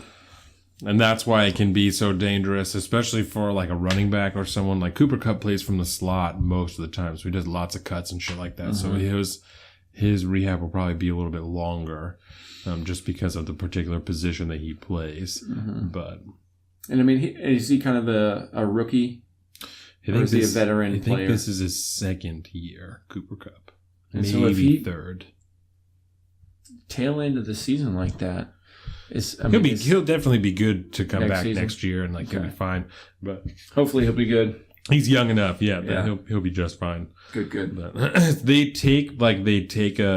I'm fairly certain they take a tendon out of a cadaver that is from the thigh, and so it's a bigger, stronger tendon that is way less likely to tear, and that's what they replace your torn ACL with this cadaver tendon. Man. So That's crazy. From what I understand. I'm not a doctor, but I play one on Yeah, TV. I think that's what it is. Mm-hmm. But why not? We'll go with that. So that's it. Are you ready for a line, and then we can get the fuck out of here? I want to talk about fantasy real quick. Word. I'm playing the Clean Randalls this week, right? He's fucking with me. Yeah. He's got like 5 guys that are on a bye week, 4 or 5. Hasn't switched them out He yet? hasn't switched them out yet. Ah. So I don't know what I'm getting into tomorrow, and I'm nervous. Yeah. He's messing with my head, and I don't like it. Is that a pretty typical? Well, so that's Kaylee's team, right? And Kaylee only halfway cares about fantasy. She really likes the draft. Her boyfriend manages her team, so he'll probably do it tomorrow morning before he switches his up. That's why that is that way. So. And I don't think I talked to you about it, but this Gronk situation is killing me. Killing me, dude. Yeah. Well, and they're on a bye this week, so I would expect that next week he should be okay. But I don't know that he'll even be back next year. You know, he has so many injuries with his back and shit that I don't know that he'll continue to play football. So I ended up picking up some rando tight end that was sitting on, got him in waivers this week. Yeah. Trying to see who he is, but my app just failed. Either way, but he's basically I think he plays for Miami, maybe. Can I give you some advice? Please. Relax. It's fantasy. It is. There's a lot of money on the line. It's fantasy. Don doesn't know it, but if I was to win the pot this year, I'm donating all the proceeds to my godson college fund. What? Yeah. I'm going to get my money back. Second place is going to get his money, but Dax is going to get his college fund started. That's too much. So, but I don't think I'm going to win. So. What are you talking, $10,000? No, it's like almost $600 that I do that's for him. significant. Yeah. Good starting place. Yeah, it's $560. And then next year we'll go up to $50 and it'll be $700. Yeah. Because it's a 14-team league. That's significant to donate to somebody's college fund. It's really either that or it'll be all diapers, which I know he'll need anyway. That'll pay for almost 5 kegs, depending on the We're going to have a real good time. Oh, that's great. Word. That's really all I had. I finally got a tight end, and I'm keeping Burkhead on the IR just in hopes. Just in case. You know, because I don't. What am I going to do with that IR? I think he comes slot? back soon. I think he's eligible to come back in like 2 weeks. Yeah. So I think after the bye week he might be able to come back, but we'll check. Yeah. Either way, I'm hanging on by a thread. Yeah. In the division, I'm doing okay, but all you got to do is make it to the playoffs. Exactly. Once you make it to the playoffs, you're good to go. It's like 2 weeks. So 2 weeks playoff start. Okay. Word. Okay, so Dave, we do this thing at the end of the podcast every week where I watch a show. It's the same show, like a series, right? And I find a line from that, and I say it at the end, and it's random, and it's not going to make a lot of sense. But we've got this deal. Whatever listener first figures out what show all these lines are from gets a free T-shirt or some such shit. And so we're 40 in and no one's figured it out yet. So now it's just become a fun thing. I'm not surprised. Yeah, I'm not either. But at this point, I'm like, this is getting a little tough. Like I'm having to reach deep. He watches movies and somebody under their breath mutters something totally insignificant to the show. Yeah. And you'll pick it up, write it down, and you just don't want to give away I'll totally give it away. You're a tight ass. I just want them to work. We've got them stocked up now too. We've got a good supply of sizes. I heard that there's a complimentary T-shirt for your I'll bring podcast. your T-shirt on Monday. I will absolutely bring your T-shirt on Monday. Yeah, right. I have a box. Like, they're not in my car because I had to put diapers in my car. They're in my garage. I got a T-shirt with your name on it because I made like fucking 50 of them. That's the lamest excuse I've I had them in my car for so long. For so long, they were in my car. Yeah, I had to take them out. Well, it's a good thing you switched them out. Otherwise, you'd be using your T-shirts for diapers. Which I'll be doing, but... Just make sure you sew up the neck hole, to at least, like, do its job. Jesus. Oh, my God. Okay.